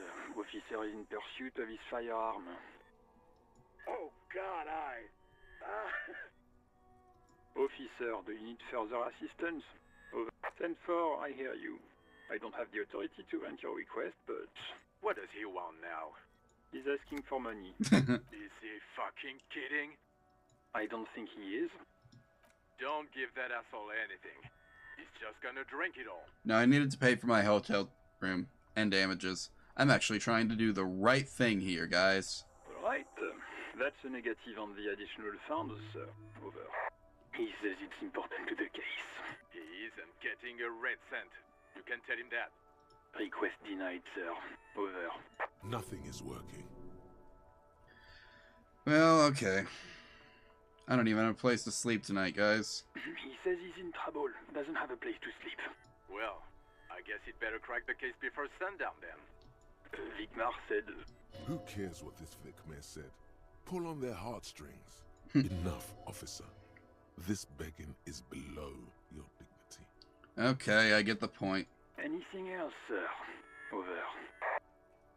That's all for now. Roger that. 10-10. Over and out. 18 kilometers to the south, in the 41st Precinct's relay booth, a small crowd has gathered around Communication Officer Jules Oldboy Pidier. The small room is filled with cigarette smoke, abuzz with laughter, when Officer Judith Minot enters. Her left arm is in bandages, and her hair trimmed short. What is going on here? Did something happen? What happened is my partner made contact. It's not good. He's lost his badge and his sidearm. He seemed confused, delirious even. Mac, the torso Torson, is finger-fucking his fist, laughing hoarsely and apparently telling some dirty story to his partner, Chester McLean, near the entrance. Yeah, Mullen was fucked, alright. Sounded fucking drunk to me. Yeah, Mac's right. This was some gnarly shit there. I mean, before he started begging for money, it was... Enough! None of this is funny. It's fucking sad. That's what it is. He's a cop. He's one of us, goddamn this. We must help him. Yeah? How do you fucking plan to do that, huh? Get him off the drink? Go jogging with him in the morning and get him on carrot juice? He's a lost man. Oh, that's excessive. I just know we can't give up on him when he's at his weakest. He wouldn't. Mac, man the door. You know what he told me? I don't want to get better. I want to get worse. Those were his words. This shit does not leave this room. Not a word of this to the captain. Or anyone else. We'll give him a couple of days to pull his shit together. I guess I can hold off the report for a few days. Good. Okay, everybody. Nothing but a prank call here. We all got our laughs. Now get back to work. Far north, on the other side of the motorway, the officer quietly hunches with his hand in the motor carriage. Alright, well that's all the phone calls we needed to make. Let me check my notes. Still don't know who made the call. Still got to track down the badge and gun. Let's see.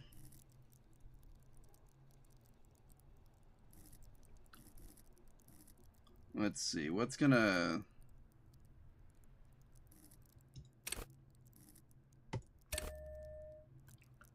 I think this will let me retry the corpse.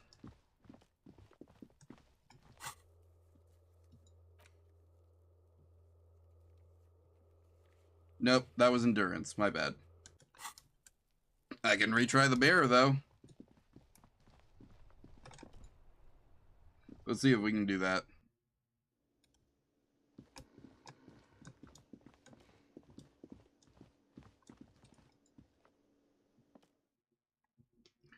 Okay.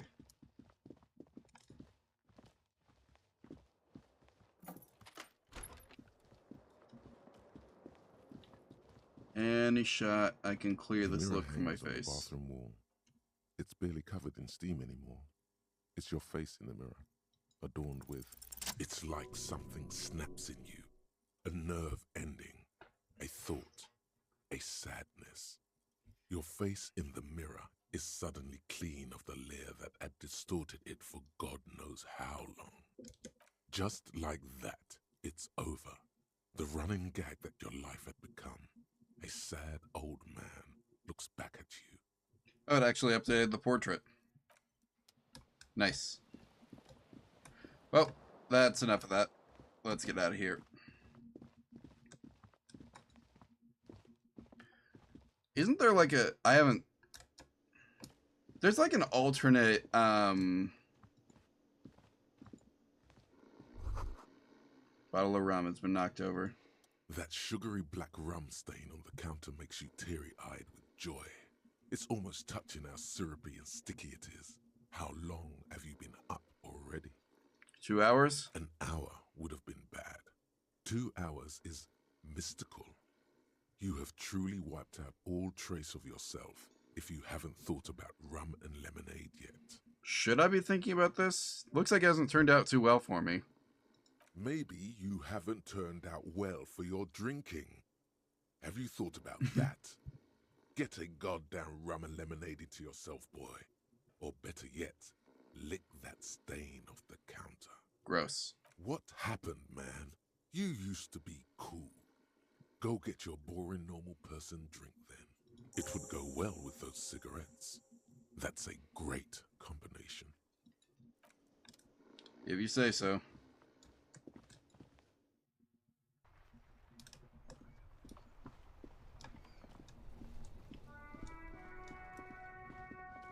I need to be on the lookout for trash as well. Because I can sell the trash at the Frit.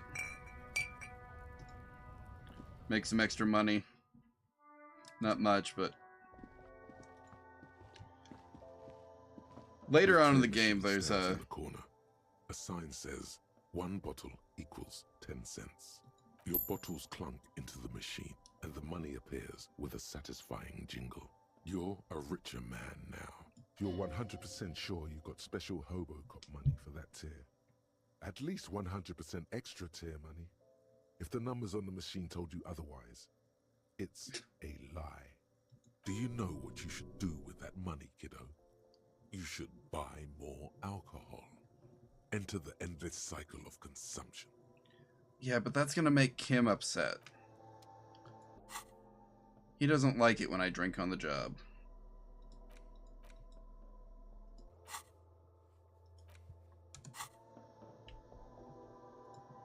What do we got in here? You see several packaged raincoats fill a low shelf beneath a display of croissants and juice bottles. The raincoats are transparent, except for the big Fritta slogan on the back. Well, I can't afford one right now, so it doesn't matter. What's up here? A colorful display of cigarettes and alcohol bottles line the shop wall, inviting you closer. There, in that dark green glass, all in vain. The great flowing river of warmth, wine, alcohol, beer, alcohol, love, alcohol.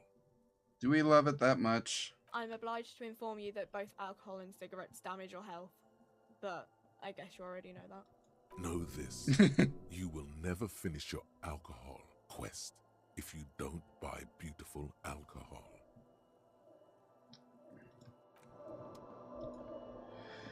We'll worry about that later. I can't drink while Kim's watching. He'll get mad at me. Bastards! We have a right to work! Yes, people get that you are the law. You really don't have to keep saying it. Yes, I do. Hold up and stay frosty, everyone. Cops are here. You here to fuck with us? Beat the honest worker down. Why would I? We're here to fight for a cause. Stripes usually have problems with people who have causes. Oh, well, yes then. Ha! Couldn't handle us. Cause gives the workers strength, gives them power. We have a right to work! Okay. Besides, we're not that different. It helps if people see us talking, cops and strikebreakers together. Shows authorities are on our side. Builds confidence. I don't think I've chosen a side yet. Might be time. Don't let the fat bastards tread on you. Cops tend to side with the higher-ups, but you're essentially still workers. Not really. We are here to protect capital. I don't trust cops, but I can see you understand the right to work! Right to work! Okay, whatever. I have questions for you. Maybe you should ask them the questions. Like, why we're not allowed to make a living here. Shame on you! We have families to feed, you piece of shit. So do we, Scott. What is a strike? When a bunch of ungrateful, lazy cockroaches can't get their act together, decide to block honest work for other people. What do the strikers want? Beats me. They mumble nonsense about boardrooms and workers' rights, while we have the right to work! Okay. When the man moves around, you perceive some serious abs underneath his tight-fitting shirt. This man is in shape. Okay. There's something odd in the way he carries himself. His set of clothing looks vaguely mismatched. The different pieces of the attire seem ill-fitting. What does that mean? His shirt is far too small and an unpleasantly tight fit, while the overalls, held up by a belt, seem to fit a man with much more corpulence.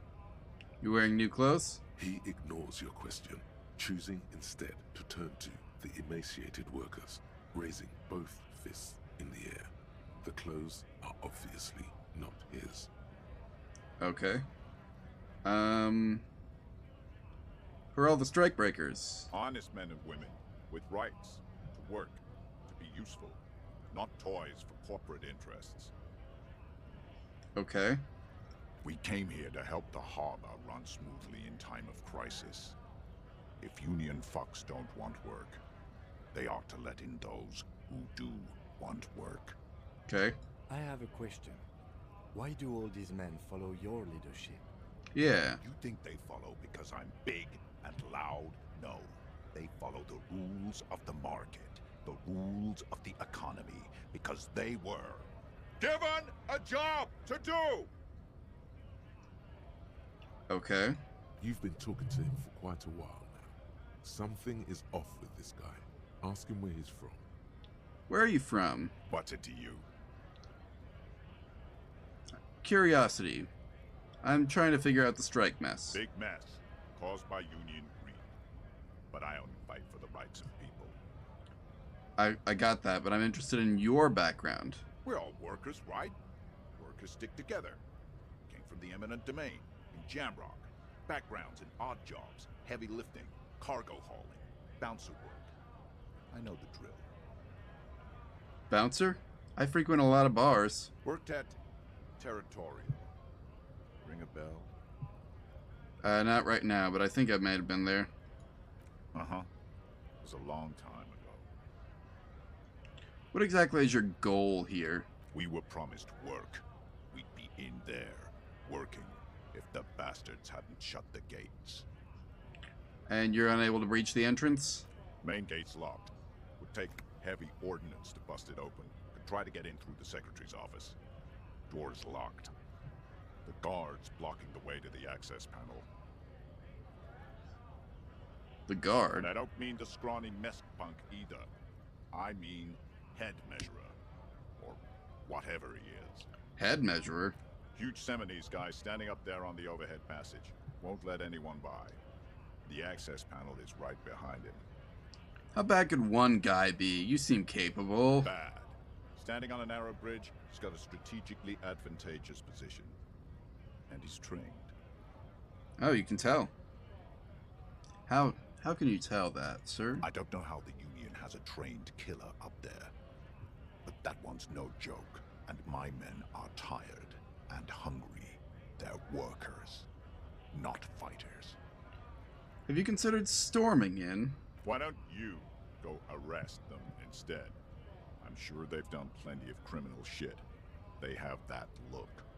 That sounds racist. I think I'm going to ignore that comment.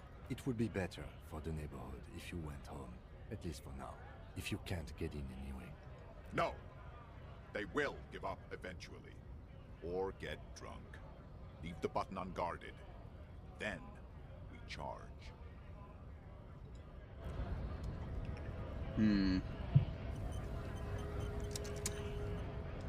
If you say so.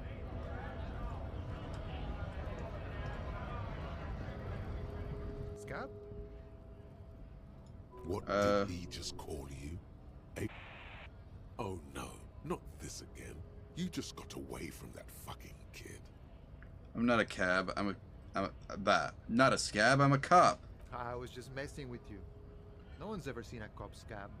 Imagine, you cops going on a strike, but then another cop comes in and says, let us cop for less money.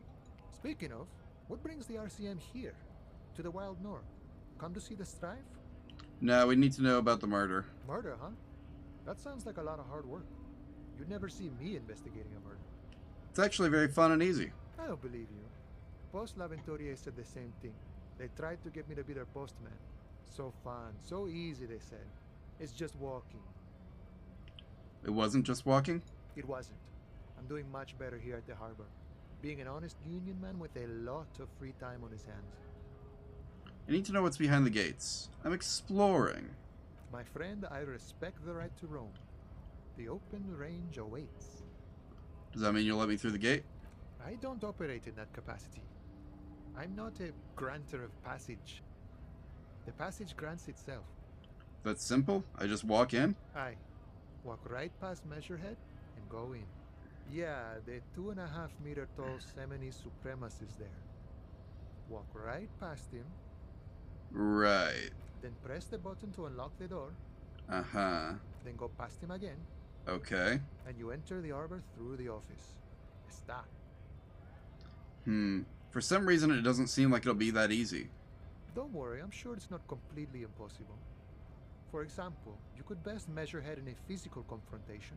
I could? Take a second look at me, dude. Or you could convert to a Semini Supremacist worldview. Or, maybe it actually is completely impossible. Has any of the scabs tried converting to his worldview? Jean-Luc himself would say the philosophy has proven overly heroic for the scabs to convert to. Not enough intuition. Has anyone ever beaten him in a physical confrontation? Not yet, no. He's incredibly strong. Nothing a couple of solid hooks from Dexter and Sinister won't fix. Sure. Whatever you say. Got it. Another thing. Sure. I'm a bit short on money right now. Can you give me some? Sure thing, my friend. I can help you out. The coin narrowly slips by your outstretched fingers and falls to the ground.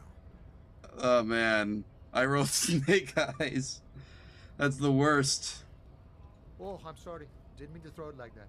It's a thing we harbor folk do, passing around cargo and such. It was not meant as provocation or ridicule. The boyadero stares at you with respect, then gestures towards the trickles of blood adorning your clothes. I think that's the wrong audio. Right, always glad to help out the RCM. We're on the same branch, you and I. Humans, I mean, not slithering scabs. What's the strike about anyway? You know, serious business. I'm sure the big boss will be glad to tell you. You'll have to ask him first. Oh, okay. I'll do that. He's a chatty guy. Wants to talk about the strike. Return once you've met the union boss and are on a better footing with the organization. Okay, I gotta get moving.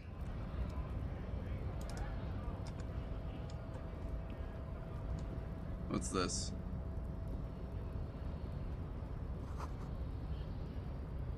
In case of strike, press button behind guard.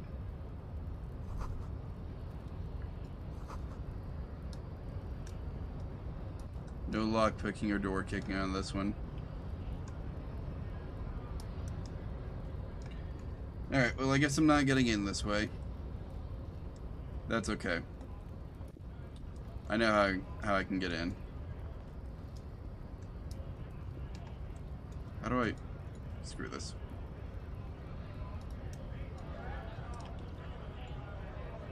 Let's investigate the gate while we're here, you know? Gris. It says gris.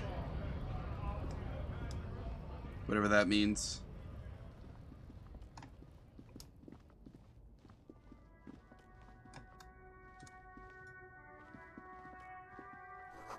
Closed for winter. Please use main entrance. Okay. Oh, it's the friendly guy again. What's this? Stop. Between these trucks down here. Smokes. Oh, hey. There are some cigarettes. What do you know?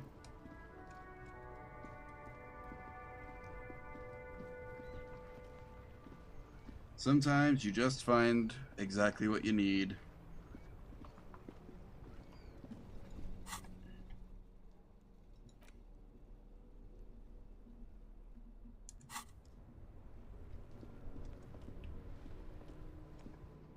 Oh, hey, here's the guy. I'm pretty sure I'm able to convince him to give me money. Not enough to pay my debts, but, you know, every little bit helps. You see a Samaran street vendor surrounded by a motley assemblage of goods. When he realizes you're looking at him, his face breaks into a wide, welcoming grin.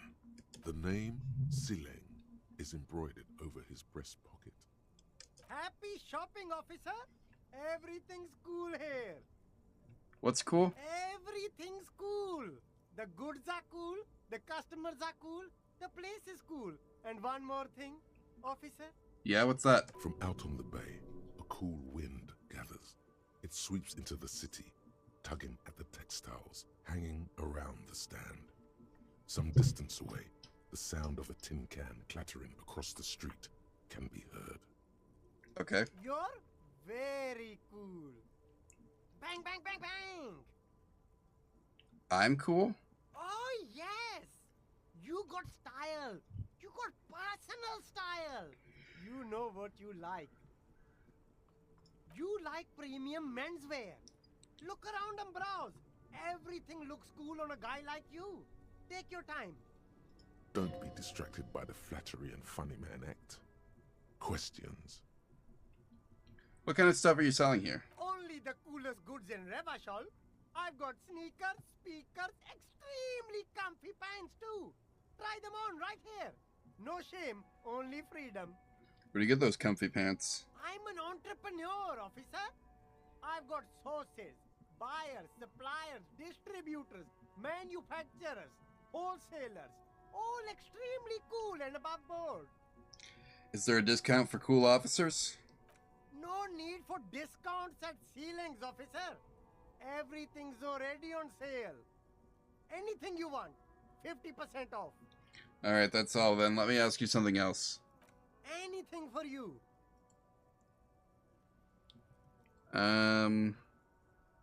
Let's try this.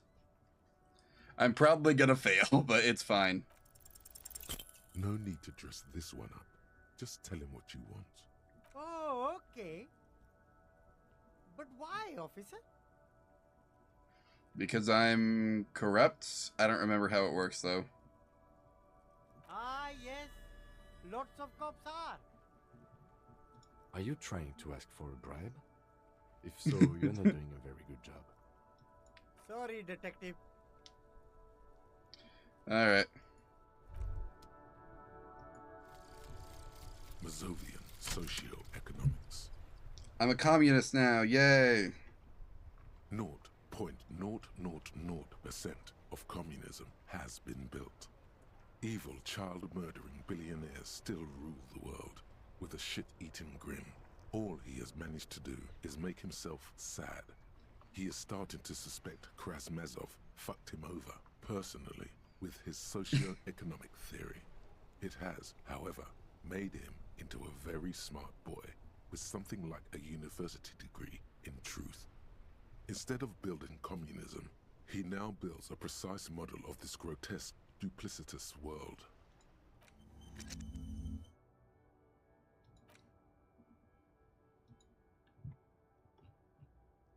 Alright. Oh yeah, I should... What's this?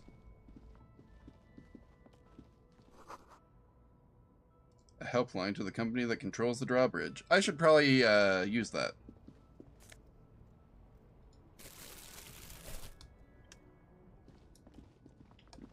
Ooh, there's trash over here. And a sewer grate.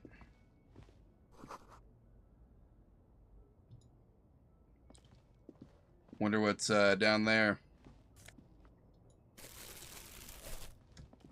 We're probably not going to get to find out, but that's okay. Can I not interact with this thing? Huh. I thought I would be able to. Whatever, it's fine.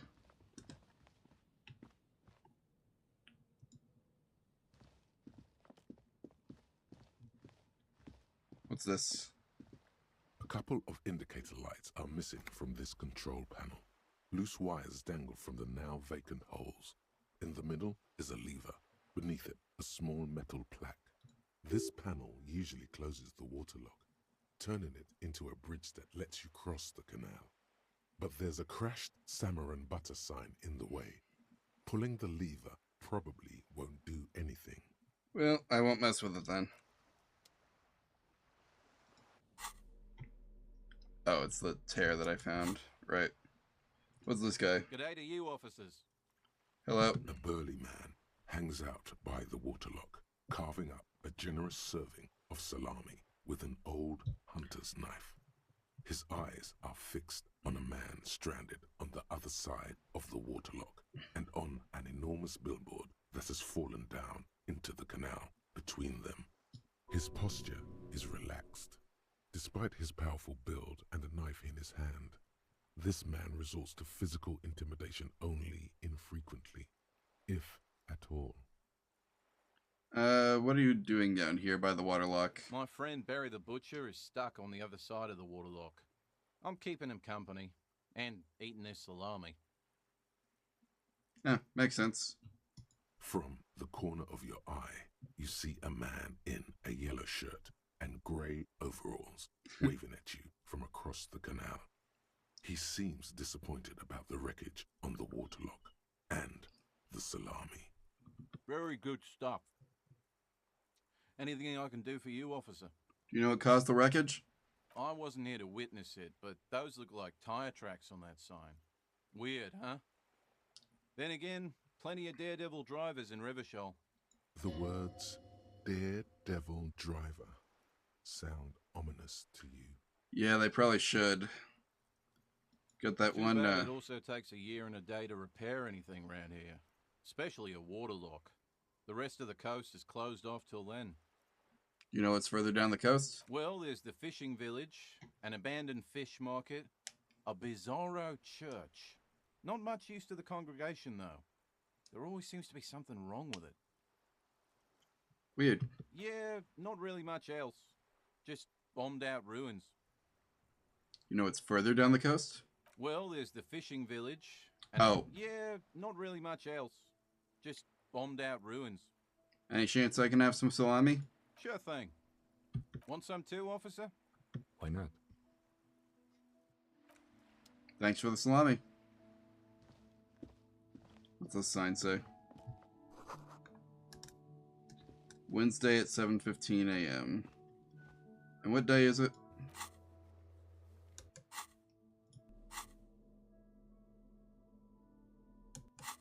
How would one check the day?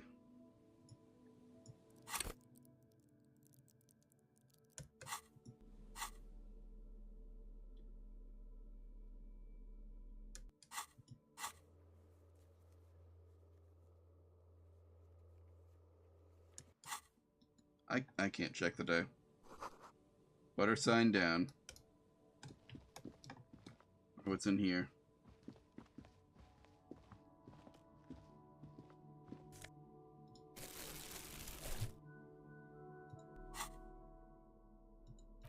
One second. Sorry, need to re-equip this because we need to get in here. Oh, they're not locked.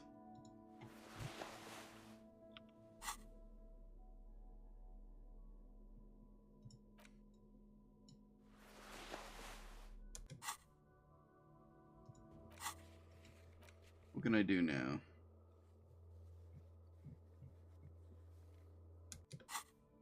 Nothing new. That's fine.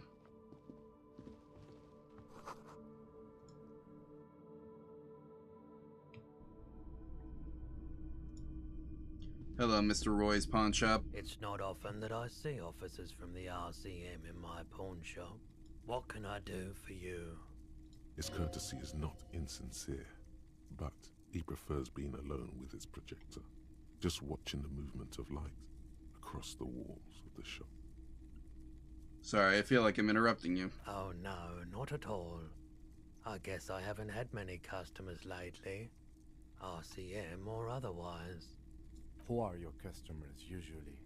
All kinds of people come through here. Locals, travelers, people looking for a deal, people looking for a keepsake. People who are terminally bored. Yeah, that tracks. As you can see, I have a wide selection of goods for everyone to choose from. It keeps me entertained. Entertained? He might be high. If he is, on what? Feeling warm and enthralled by the movement of light, while the mind continues to race forward. Lucky bastard. He's probably on Pyrrolidon. It's tough to come by on the street. What's that? A drug developed by the military to treat and prevent radiation sickness. It has psychedelic side effects, and it makes your eyes turn yellow.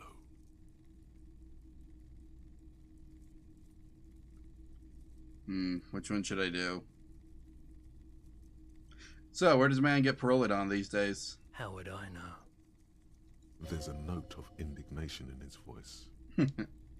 Those triangle patches on his vest, you have a feeling they mean something, like they're similar to the halogen rectangle on your jacket. Say, what's with the triangles on your vest? I was with the Emergency Relief Brigade. You know, after the People's Pile disaster. I have no idea what Had that to is. take Pyrrolidon for radiation sickness. That's what you were hinting at just now, wasn't it? Yeah. He's taken it for mental and emotional, not physical pain these days. Yeah, I have no idea what the People's Pile is. A bad idea. Some poor leftist built a particle decay generator in hopes of bringing affordable electricity to underserved communities. It malfunctioned. Radioactive waste everywhere.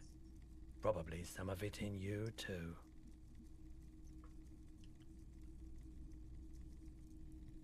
Must have been tough. There's a reason why everyone's tried to forget any of it ever happened, and why no one has tried to repair or replace the pile. So much disappointment, and early deaths. Cancer mostly. And we knew all that was coming even as we were cleaning up as best we could. Whose fault was it the generator failed? No one's. Everyone's. One of those situations. So much bitterness. A bunch of poor people built themselves a primitive nuclear reactor, hoping for the best. What do you think is going to happen? Thank you for telling me. I like the theory more than the story. Outward movement, not vortices. Yeah, you gotta get in on those vortices, my man. You might be able to aid our investigation. I doubt it, but I can try and answer any questions you may have.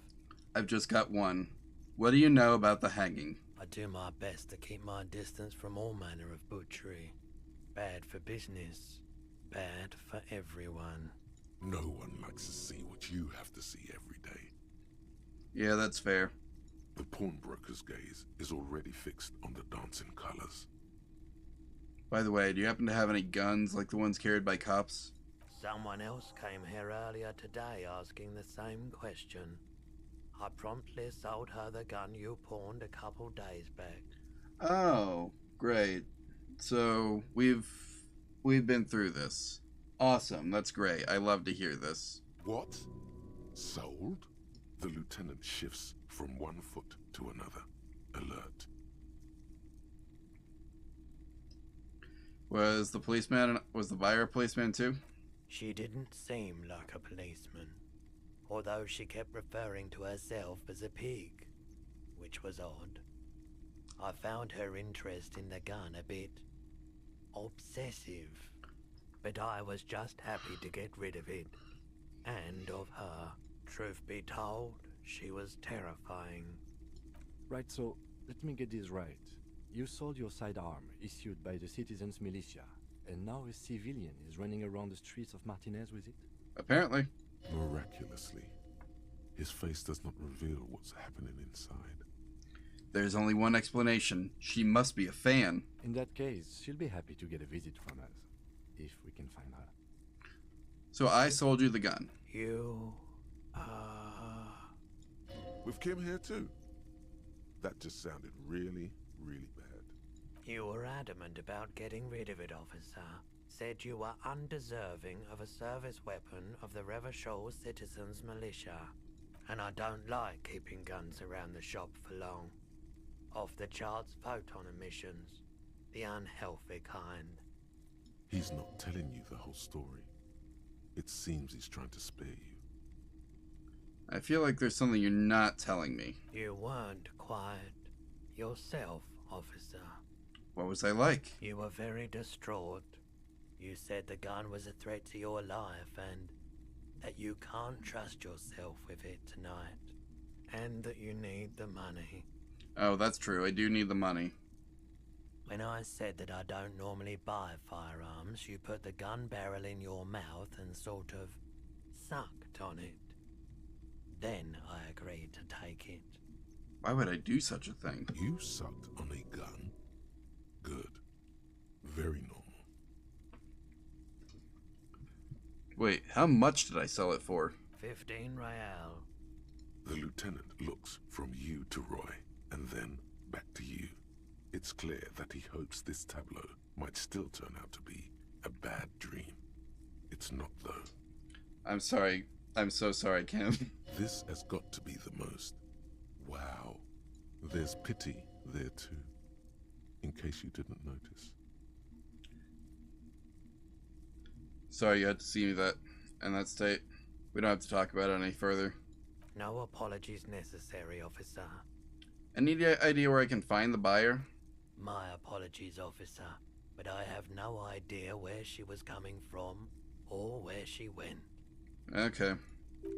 A needle in a haystack. There is nothing you can do about it now.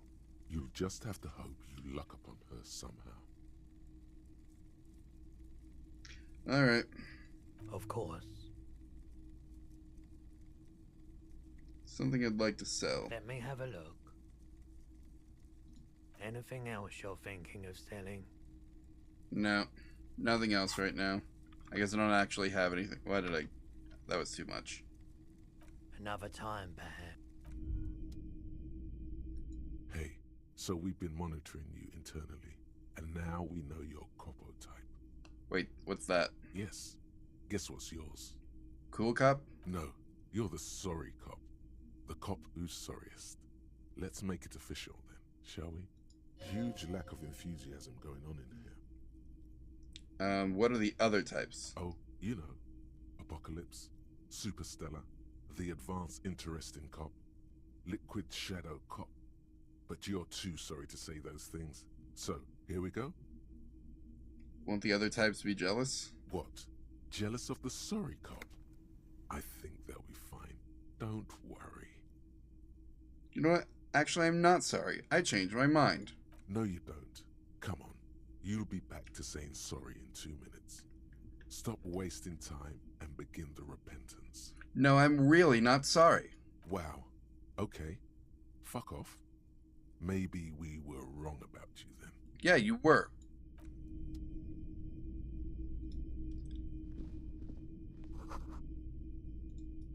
What are you gonna do about it?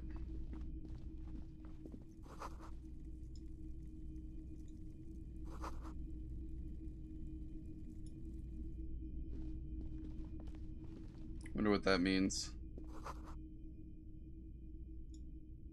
Anyway. Oh, it's 10 o'clock. What do you know? Alright, better make a save.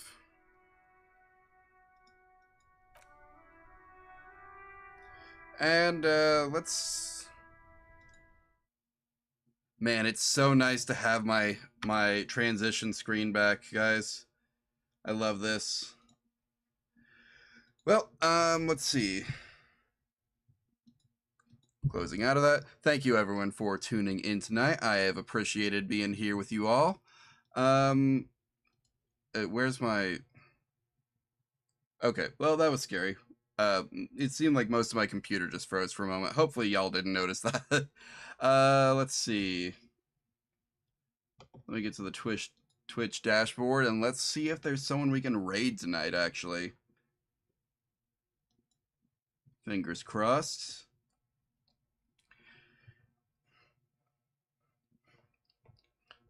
It's nice having the moving model. It's nice having the transition screens, the whole room working. I've missed this. I've missed having the full setup, guys. Let's make the most of it while we have it. I think if I'm gonna do a big old brand new game like that again, I'm gonna have to get it on the console until I get my new computer. Let's see who's doing what right now.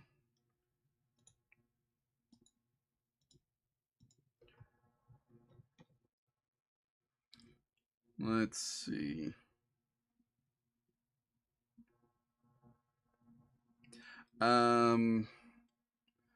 So Colin Parker playing Lord of the Rings Return to Moria. I don't even know what some of these things are.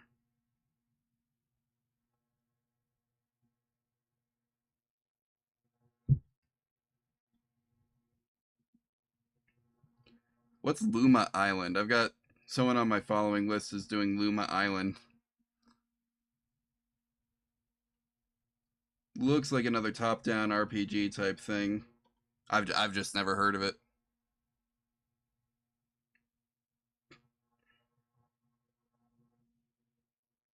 We could always rate them. We've rated them before. Let's rate them again. I'll just ask them what the game's about. Anyway, if you've never participated in a raid before, I'm about to put the raid phrase in chat. Feel free to copy that and be ready to paste it when we get there. Anyway, thank you all for watching tonight. Tomorrow night, we'll be doing this more of the same. Next Friday, I'm going to try and have things together to do the Batman adoption tier list. Week after that, I'm probably going to do it on Saturday because Friday night is Valentine's. So it would probably be better to do it on Saturday. But the free logo design stream where I just design whatever logo people to prompt me to make, whether it's like a serious thing or not. Anyway, yeah, no, that's it for now. Thank y'all for watching, and I will see you tomorrow night. Bye.